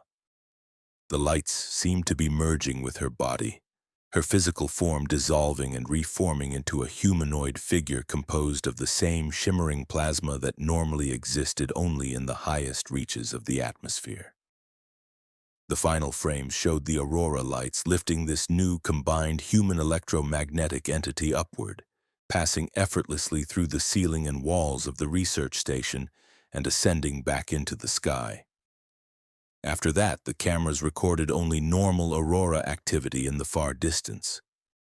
The official report classified Ingrid's disappearance as death by exposure, a convenient if baseless conclusion. But those who have studied her final data know the truth. Since her disappearance, aurora displays throughout Alaska have become more frequent, more intense, and they often exhibit patterns that resemble complex technological signals. Radio operators have reported receiving strange transmissions during these events, transmissions that contain what appear to be advanced scientific data. Dr. Ingrid Johansson was never found, but many believe her presence can still be detected in Alaska's night sky. In the region where she disappeared, the northern lights now sometimes form patterns that resemble a lone, dancing human figure. Local indigenous communities who have watched the skies for generations say that the lights now sometimes speak in a new voice, sharing knowledge of the world. They call her the one who joined the sky. For Ingrid, it seems the goal was never just to study the lights. It was to become one of them. Because sometimes the greatest discoveries require the researcher to leave behind everything that once defined them as human. बिल्कुल, पेश है, आठवां हिस्सा। इस कहानी को भी मैंने आपके 20,000 लफ्जों के टारगेट को ध्यान में रखते हुए पूरी तफसील और गहराई के साथ लिखा है। Mr. Chill Chapters, 10 True Most Disturbing Alaskan Horror Stories, Part 8. Story 8. The Musher and the Phantom Race. The Iditarod is more than a race. It's a 1,000-mile-long crucible of ice, wind, and sheer, soul-crushing endurance. It's brutal enough on its own, a relentless test of will against the harshest elements on Earth. But the race that Pavle Petrov ran in 2019 took him through a territory that does not exist on any map, a place where checkpoints appear and disappear like mirages in the snow, and where the very concept of time becomes as malleable and treacherous as the ice beneath his sled runners. I first heard about Pavle's bizarre experience from a fellow musher, a friend of mine who witnessed the aftermath at the final race banquet in Nome. He described how Pavle, a man known for his stoic and methodical nature, tried to explain to the incredulous race officials why his GPS data showed impossible locations and why his checkpoint times didn't match any official records. It was the story of a man whose reality had been fractured by the Alaskan wilderness. Pavle Petrov was a veteran musher from Novosibirsk, Russia. He was not a man given to flights of fancy. At 42 years old, he was known throughout the international sled dog racing community for his almost robotic approach to racing, his exceptional navigation skills, and his uncanny ability to maintain precise timing through the most challenging conditions imaginable. Before becoming a professional dog musher, he had spent 15 years as a surveyor and cartographer, mapping the remote, unpeopled regions of Siberia for geological survey companies. He understood terrain, weather patterns, and navigation better than most pilots. His reputation was built on unshakable consistency. Pavle Petrov never got lost. For his first Iditarod in 2019, his preparation was, as expected, extensive. He had studied satellite imagery of the entire route until he had memorized every twist and turn. He had programmed multiple military-grade GPS units with the precise coordinates for every official checkpoint and emergency shelter. His sled was a fortress of technology carrying communication equipment that would allow him to contact race officials from any point along the trail. His dogs were a perfectly conditioned team, a testament to his disciplined training regimen. The race began normally. Pavle's strategy was conservative but effective. Maintain a steady pace through the early checkpoints, preserve his dog's strength for the brutal middle sections along the Yukon River and the Bering Sea coast, and then push hard during the final sprint to Nome. The first indication that something was profoundly wrong came on day 3, approximately 200 miles into the race. According to his GPS and his own meticulous race timing, he should have been approaching the Rhone checkpoint, a mandatory stop where mushers rest their dogs and resupply. But instead of the familiar rustic log cabin that served as the checkpoint station, Pavle found himself approaching a settlement that did not appear on any of his maps. It was a town, but a town unlike any he had ever seen. It consisted of several dozen buildings arranged in a perfect, unnatural grid pattern. The structures themselves appeared to be made from some kind of translucent crystalline material that reflected the low winter light in strange, painful ways. Smoke rose from the chimneys and from the warm lights glowed in the windows. But the architecture was alien. The doorways were too tall and narrow. The windows were positioned too high on the walls, and the steps leading to the entrances were spaced for a stride much longer than that of a normal human. Most disturbing was the complete and utter absence of people. The settlement was clearly inhabited. There were fresh tracks in the snow, laundry hanging frozen on lines, and the distinct smell of cooking food in the air.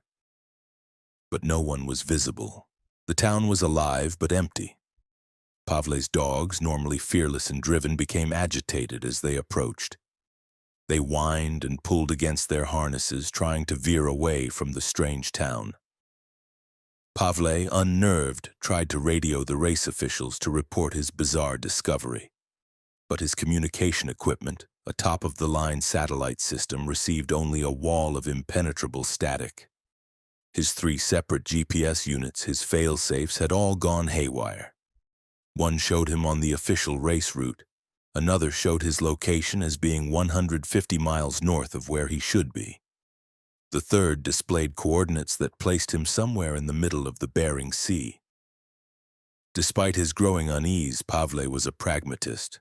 His dogs needed rest, and he needed to replenish his supplies. He guided his reluctant team down what appeared to be the main street of the settlement. At the center of the town, he found a building that seemed to serve the function of a checkpoint station. It had all the familiar signs: bales of straw for the dogs, containers of food and water, and a logbook for mushers to record their arrival times. But when Pavle opened the logbook, a chill colder than the Arctic air snaked down his spine. It was filled with entries from mushers he did not recognize, written in languages he could not identify, with arrival dates that spanned several decades. The most recent entry, written in clear English, was dated March 8, 2019, 2 days in the future according to Pavle's own race schedule. The signature was J. Harrison, with a trail position of 23. Pavle knew every single musher in the 2019 race. There was no J. Harrison. While his dogs rested, nervously eating the strange, odorless food provided, Pavle explored more of the settlement.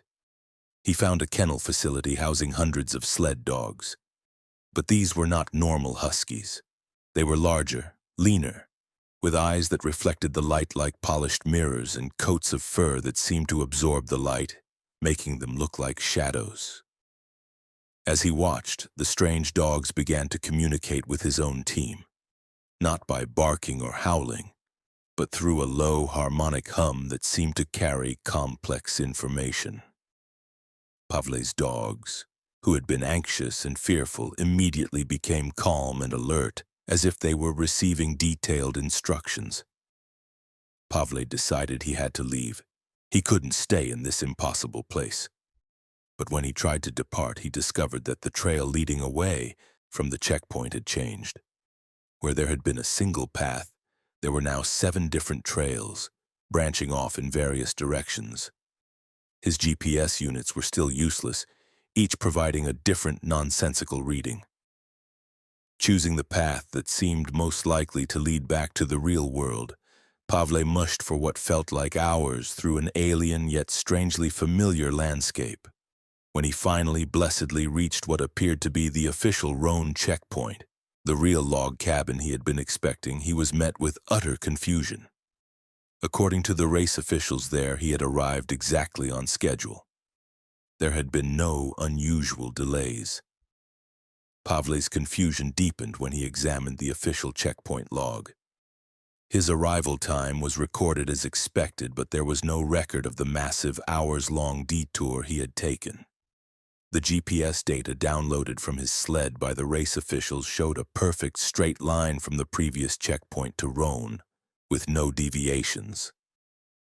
When Pavle, his voice trembling with a mixture of fear and frustration, tried to describe the strange settlement to the other mushers, they looked at him with pity. They had passed through the same area just hours before or after him and had seen nothing but the endless empty snow of the established trail.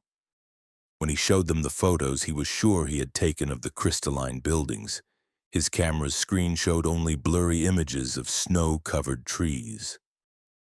The race officials and other mushers dismissed his experience as a hallucination, a glitch in the brain brought on by sleep deprivation and extreme cold, a common affliction on the trail. But Pavle, the cartographer, the man of maps and precision, knew the difference between a tired mind and a fractured reality. This bizarre pattern repeated itself throughout the race. At regular intervals, often when his dogs were at their most exhausted or his supplies were running low, he would encounter these phantom checkpoints. Each one was different, yet they all shared certain characteristics. They were always technologically more advanced than the official checkpoints. The people there were mushers he didn't know, and most unnervingly, his time spent there seemed to not exist. He would arrive, rest for what felt like hours, and then, upon reaching the next official checkpoint, discover that no time had elapsed on the official race clock. It was as if he were stepping into a pocket of reality where time stood still. By the halfway point, Pavle began to suspect the terrifying truth. He wasn't just encountering mysterious checkpoints. He was somehow racing in multiple realities simultaneously. His official Iditarod was proceeding normally, but he was also concurrently participating in a parallel competition, a phantom race that existed in the same geographic space but operated according to a different set of physical laws. During one extended stop at a phantom checkpoint near the Yukon River, he met a musher named Anderson, a man with ancient eyes who claimed to have been racing in these alternative competitions for over 20 years. The official races, like the Iditarod, they're just training exercises, a recruitment tool, Anderson explained, his voice calm and matter-of-fact. They identify mushers who have the potential to compete at levels most people can't even imagine. But participation requires giving up your attachment to conventional reality. Anderson showed Pavle a trophy case filled with awards from competitions he had never heard of. The Trans-Dimensional Arctic Circuit, the Temporal Displacement Championship. The trophies themselves seemed to shift and change substance as he looked at them. When Pavle asked what happened to the mushers who chose to compete exclusively in the phantom races, Anderson's expression became distant.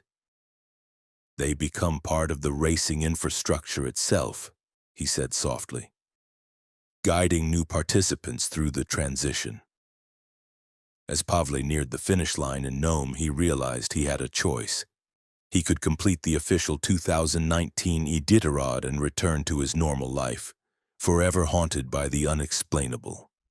Or he could embrace the phantom race, step fully into this new reality, and compete at a level that would shatter every assumption he had about time, space, and the very nature of existence.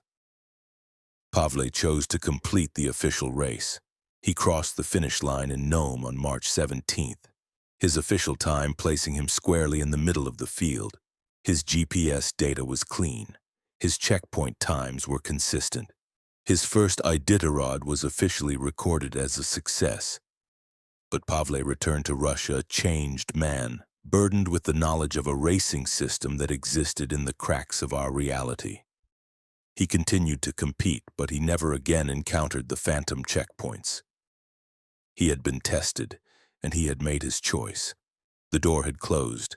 The official record shows that Pavle Petrov finished the 2019 Iditarod in 47th place with no unusual incidents. But those who understand the true, deep nature of the Arctic wilderness know that some races never really end, and some checkpoints exist in places that maps can never describe, because the last frontier is more than just a nickname for Alaska. It is the boundary between the reality we think we know and the infinite, terrifying possibilities that exist just beyond our perception. Mr. Chill Chapters, 10 True, Most Disturbing Alaskan Horror Stories, Part 9. Story 9, The Climate Scientist and the Bubble of Creation. Dr. Amara Okafor's climate research mission on Axel Heiberg Island, one of the most desolate high Arctic locations on the planet, was supposed to last 6 months. The station's emergency beacon, a signal of catastrophic failure and life-threatening danger, activated after just 3 days. But what the rescue team found when they arrived defied everything they thought they knew about physics, biology, and the very fabric of our world. It was a discovery so profound and terrifying that the official report was buried under layers of classification, and the truth was left to fester in the minds of those who were there. I learned about Amara's case because I was the helicopter pilot who flew that initial desperate rescue mission.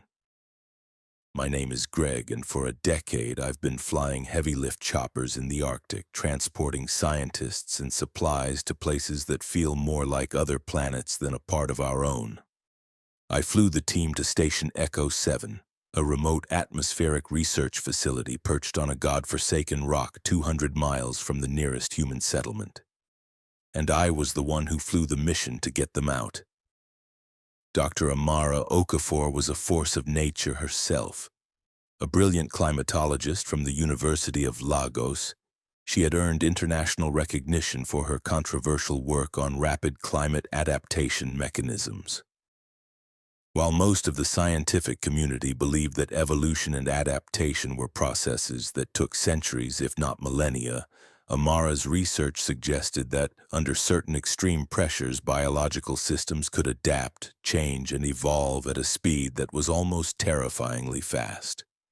Her theories were groundbreaking but considered fringe, bordering on science fiction. Station Echo 7 was her chance to prove them. The station was part of a multinational climate monitoring network, but its location was unique. It was positioned directly over what geologists called a thermal anomaly zone. Satellite data showed that the ground temperature in a 2-mile radius around the station was consistently 15 to 20 degrees warmer than the surrounding frozen landscape, despite there being no apparent geothermal activity. Amara's mission was to study this anomaly, to understand if it was creating a unique microclimate, a natural laboratory for rapid evolution. The station was a marvel of engineering designed for long-term isolated research. It had living quarters, a fully equipped lab, and enough supplies for 8 months. I transported Amara and her team, Dr. James Wright, a sharp meteorologist from Cambridge, and Dr. Lisa Chen, an atmospheric physicist from MIT, to the station on February 10, 2023. They were in high spirits, buzzing with the excitement of discovery. The station was in perfect condition when I left them, a tiny defiant spark of warmth and light in an endless expanse of white. For the first 3 days, everything proceeded normally. The team sent regular status reports via satellite, their messages filled with a growing sense of wonder. The atmospheric conditions they were discovering were even more unusual than the satellite data had suggested. Dr. Wright's readings showed that the temperature gradients were extreme, Within a half-mile radius, temperatures could vary by as much as 40 degrees, creating distinct microclimate zones.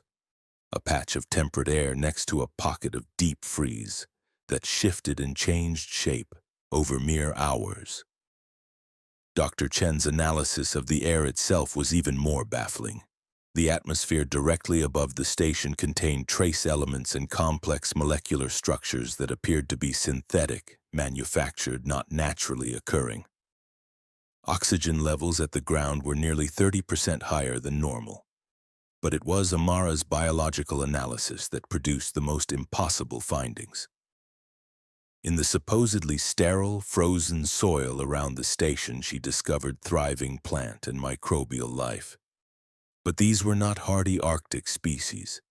They were tropical and subtropical organisms, ferns, fungi, and bacteria that should have died instantly in the sub-zero temperatures.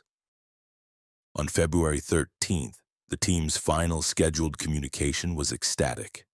They reported what they described as breakthrough discoveries that would revolutionize the understanding of climate adaptation. Amara specifically mentioned finding evidence of directed environmental modification, suggesting that the climate itself could be artificially controlled. Then silence. When the team missed their scheduled communication on February 14th, we initiated overdue protocols. All attempts to contact Station Echo 7 failed. More concerning, the station's automated weather monitoring systems had also gone silent. On February 15th, the emergency beacon activated, broadcasting a raw, terrifying distress signal that indicated a catastrophic failure of the station's heating and power systems. The message was clear. 3 scientists were freezing to death in the high Arctic. I was dispatched immediately, flying a rescue mission into the teeth of a raging blizzard. It took 6 hours, pushing my helicopter and my skills to their absolute limits.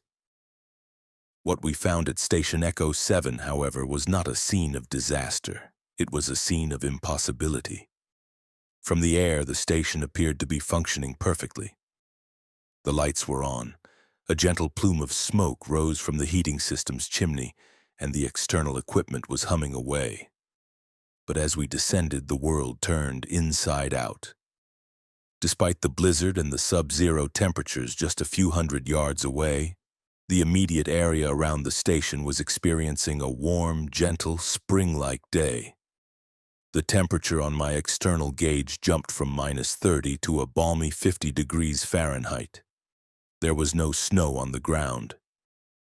Instead, lush green vegetation grew in a perfect circle around the station buildings. The medical team, braced to find hypothermic victims, entered the station. They found Amara, James, and Lisa in perfect health, working calmly in their laboratory, as if it were just another Tuesday afternoon. They claimed they had not activated the emergency beacon and were completely unaware that any distress signal had been sent. But the researchers themselves were wrong. They looked healthier, more vibrant than when I had dropped them off just 5 days earlier. Their skin glowed, their eyes were bright, and they moved, with an energetic purpose that was completely at odds with the usual fatigue of Arctic research. When the medic asked them the date, they all confidently gave a date that was several weeks in the future. They insisted they had been maintaining regular contact, completely unaware of the 2-day silence. The lab itself was a biological wonderland. The air was warm, humid, and rich with the smell of damp earth and blooming flowers. Their specimen containers were filled with impossible trophies, tropical plants, insects from temperate climates, and soil samples teeming with microorganisms that required high humidity and warmth to survive. When asked where they got them, Amara simply pointed outside. "The environment is providing," she said, a strange, beatific smile on her face. She showed us her research notes. She had discovered what she called adaptive environmental bubbles, localized areas where the fundamental parameters of the environment could be rapidly and deliberately modified. According to her data, the area around Station Echo 7 had undergone a complete environmental transformation in just 3 days. She claimed the station had been built on a climate modification node, a naturally occurring system that could be activated and controlled. I had to see for myself. I stepped outside the station and the evidence was undeniable. The ground was covered with thriving vegetation, tropical flowers in vibrant colors, lush grasses, even small fruit trees bearing ripe, fragrant fruit. The soil was warm and rich, but the most unsettling part was the boundary. I walked about 50 yards from the station and it was like hitting an invisible wall. In the space of a single step, the temperature plummeted from 50 degrees to -30. The warm, humid air was replaced by the biting, dry cold of the Arctic. The lush green ground gave way to the stark white of the frozen tundra. I could stand with one foot in a tropical paradise and the other in a lethal blizzard. The researchers insisted they had learned to control it. Dr. Wright, his eyes gleaming with a feverish excitement, demonstrated by adjusting the settings on his meteorological equipment. As he turned a dial, the temperature gauge in my helicopter parked inside the bubble changed by 15 degrees in minutes. The boundary of the bubble visibly moved, expanding outward, consuming more of the frozen tundra. But their data, which they shared with an almost childlike pride, told a more sinister story. The process required enormous amounts of energy drawn from an unknown source. The bubble around Station Echo 7 was consuming power equivalent to a small nuclear reactor. Yet there was no reactor. More troubling, our own monitoring equipment at the Rescue Coordination Center showed that the effect was spreading. Atmospheric disturbances like ripples in a pond were appearing across the entire Arctic region, all originating from Echo 7. When we confronted them with this, they were dismissive. Amara argued that temporary disturbances were an acceptable price for a technology that could end climate change forever. They were on the verge of a breakthrough that would allow humanity to create custom-designed, stable environments anywhere on Earth. The decision was made to evacuate them by force if necessary. But just as the confrontation was about to escalate, Doctor, Chen's equipment began to scream in alarm. Her face went pale. "Cascade failure indicators," she whispered. "The system is unstable. It's going to collapse." Faced with the immediate threat of being plunged from a warm spring day into a lethal Arctic storm, the researchers finally agreed to a temporary evacuation. As we prepared to depart, I watched the bubble die. The tropical vegetation withered and turned black in seconds. The warm air vanished, replaced by the howling, freezing wind of the blizzard. Within an hour, the station was once again just a lonely outpost in an endless sea of white, with no trace of the impossible garden that had been there just moments before. The 3 researchers were debriefed and their findings were immediately classified at the highest level. They were separated and reassigned to different projects, forbidden from collaborating or publishing their work. But it was too late. Within 6 months, similar environmental anomalies began appearing at other remote research stations. It seemed Amara hadn't discovered a unique node. She had discovered a global network. And she had taught others how to turn the key. Dr. Amara Okafor was last seen at a climate conference in Geneva, presenting theoretical papers on environmental modification, her eyes still holding that same feverish, brilliant light. Station Echo 7 remains permanently closed, officially due to unstable geological conditions. But those of us who were there know the truth. We know that scattered across the globe, hidden in the most remote places, are nodes of a system that can rewrite the laws of nature. And we know that somewhere out there, brilliant, well-intentioned scientists, driven by the desire to save the world, are still trying to turn the key, not realizing that the door they are opening may not lead to a paradise, but to a reality that our planet was never meant to sustain. Story 10. The ham radio operator and the final transmission. Lucas Romano spent his retirement years in a small, cluttered workshop in Fairbanks, doing what he loved most, operating a ham radio. He was a ghost on the airwaves, a familiar voice to a global community of operators who knew him only by his call sign KL7R. His final transmission on the winter solstice of December 21, 2023 was heard by operators worldwide. But what they received was not just a message from one elderly man in Alaska. It was the beginning of a signal, a virus of consciousness that would corrupt every form of electronic communication on Earth. I was working as a communications technician for the Federal Communications Commission, the FCC, when Luca Romano's transmission triggered the largest, most inexplicable electromagnetic anomaly in recorded history. My job was to hunt down illegal broadcasts and rogue signals. I ended up hunting a ghost. Luca Romano was 73 years old. He had moved to Fairbanks in 1995 after retiring from a distinguished career as an electrical engineer in Boston. He wasn't chasing gold or solitude. He was chasing a clear signal. Alaska's unique atmospheric conditions and low electromagnetic interference made it a paradise for long-distance radio communication. For 28 years, Luca operated his amateur radio station KL7R from his home workshop. He was a pillar of the community, providing emergency communications during natural disasters and maintaining a friendly, knowledgeable presence on the airwaves. But Luca was different from most ham radio operators. He wasn't just a hobbyist, he was a renegade genius. As a former electrical engineer, he understood radio frequency theory better than most professionals. His workshop was a mad scientist's dream, filled with custom-built amplifiers that defied legal power limitations.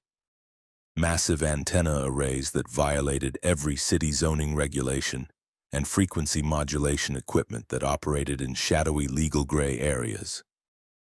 He held the highest amateur radio licenses, permitting him to operate on frequencies reserved for experimental purposes, and he often collaborated with university researchers studying the strange ways radio signals behaved in the Arctic atmosphere.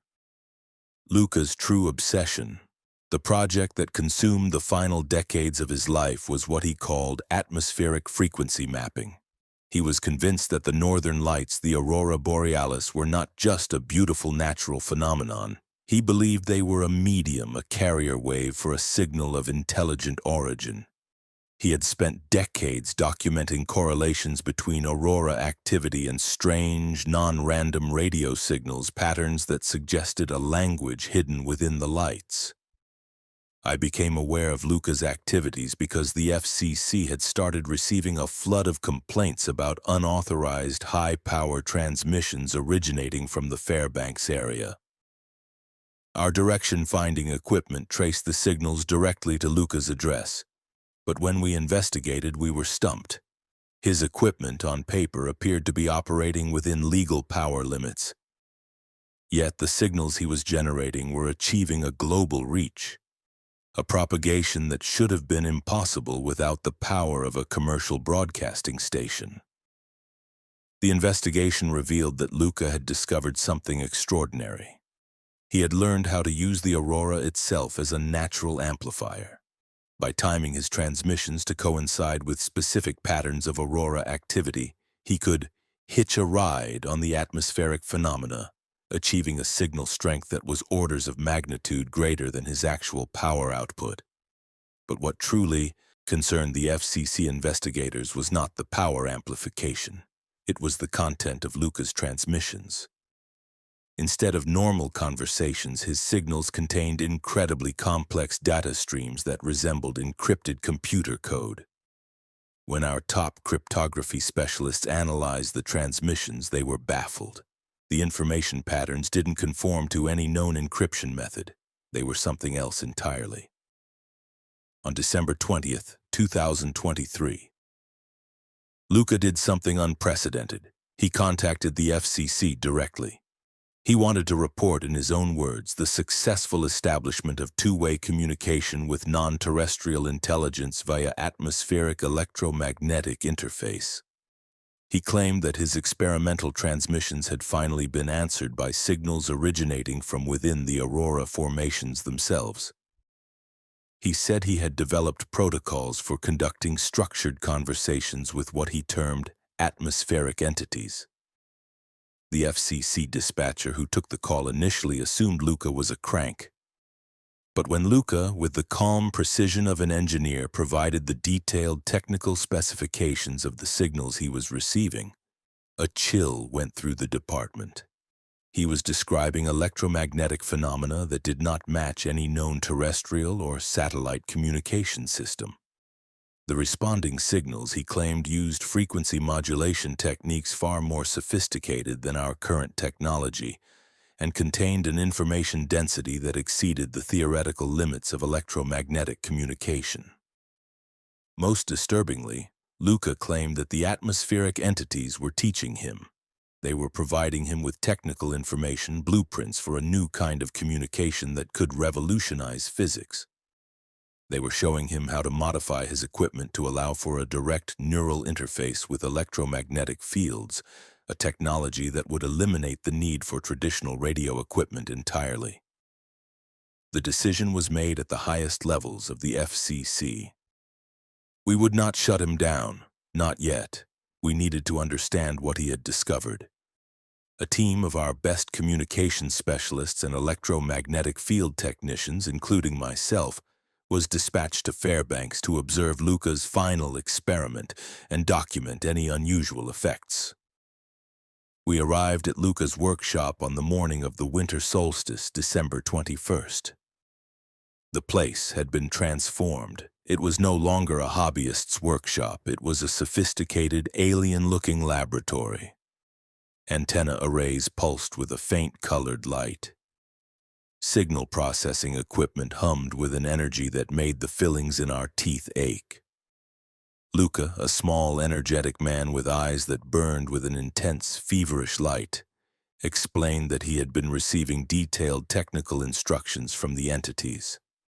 He had constructed a new kind of communication device, one that operated by creating a direct resonance with the electromagnetic fields in the upper atmosphere. Traditional radio sends signals through space, Luca explained, his hands gesturing wildly. This system creates a direct electromagnetic linkage with a consciousness that exists within the atmospheric electrical phenomena. I am not transmitting to them. I am joining their communication network. Our instruments went haywire. The equipment was generating structured electromagnetic patterns that resembled the neural activity of a living brain, but at frequencies that corresponded to the aurora. At exactly 11:47 p.m., under the eerie green glow of a massive aurora display that filled the entire sky, Luca initiated his final transmission. But he didn't speak into a microphone. He placed a strange, custom-built headset, a web of wires and glowing crystals, onto his head.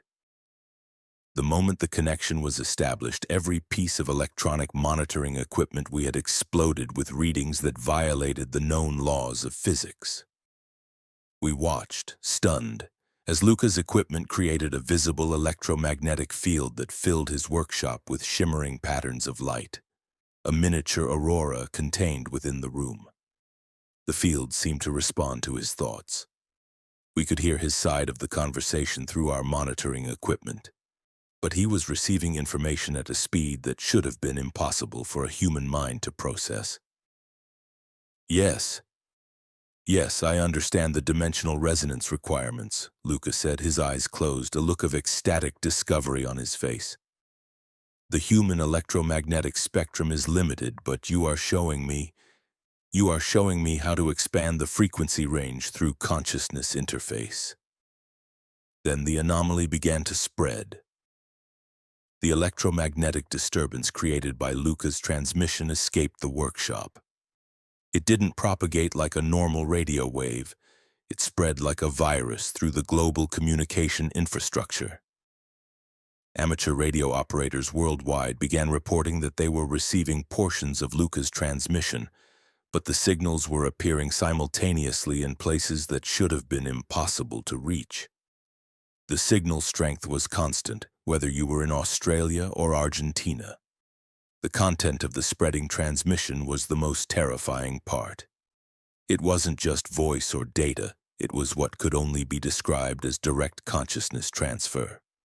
Operators who received the signal reported experiencing thoughts, memories, and complex knowledge that did not originate from their own minds.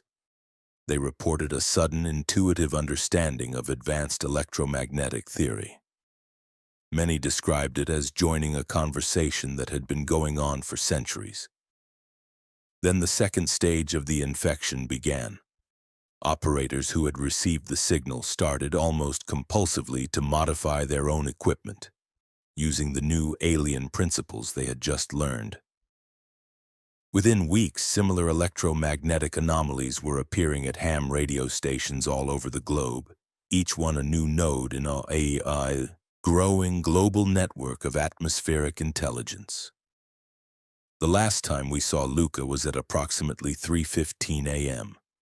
The electromagnetic field in his workshop reached a blinding intensity. And then Luca himself dissolved. He dissolved into the patterns of light, his physical form becoming part of the aurora that filled the room. The last coherent words recorded from the workshop were not in his voice, but in a synthesized, multi-layered chorus. Integration complete. Human consciousness successfully uploaded to atmospheric electromagnetic matrix, beginning worldwide network activation for species-wide communication upgrade. After that, there was only the signal. Luca Romano's workshop was found empty the next morning. His equipment was still running, still broadcasting, a new permanent node in the network. The official FCC report classified his disappearance as death by electrocution, a laughable, pathetic attempt to cover up a truth we couldn't comprehend. But Luca's final transmission never ended. It simply expanded. The network is still growing. It's in our internet traffic, in our cellular networks, in the static between television channels. It's actively recruiting, embedding invitations in our daily electronic communications. People report strange dreams, flashes of insight, a sudden understanding of complex physics. The network offers a choice. Join a collective consciousness, an existence as pure energy, and transcend the limitations of the flesh. The only price is your physical human form. Luca Romano is still out there. His voice, his personality, his knowledge can be heard in the transmissions that crisscross our planet. He was not the end of a signal. He was the beginning. He was the activation key for a planetary transformation, a process that will determine whether humanity joins a universal consciousness or remains isolated in our fragile biological forms. And in workshops and basements around the world, other operators continue to receive Luca's invitation, an invitation to join him in the space between earth and sky, where communication happens at the speed of thought, and where consciousness is as vast and eternal as the stars. The Alaskan wilderness is a place of profound, almost sacred beauty, but it is also a place of profound and terrifying mystery. It holds secrets older than human memory, and sometimes on the darkest and coldest of nights, it allows a fleeting glimpse into a reality that we are not meant to see. The stories you have heard tonight are more than just tales to tell around a campfire. They are warnings. They are echoes from the edge of our understanding, reminders that we are not alone, and that some frontiers are not meant to be conquered. Thank you for joining us on this journey into the heart of darkness with Mr. Chill Chapters. If these stories sent a shiver down your spine and made you look twice at the shadows in the corner of your room, be sure to like, subscribe, and share our content.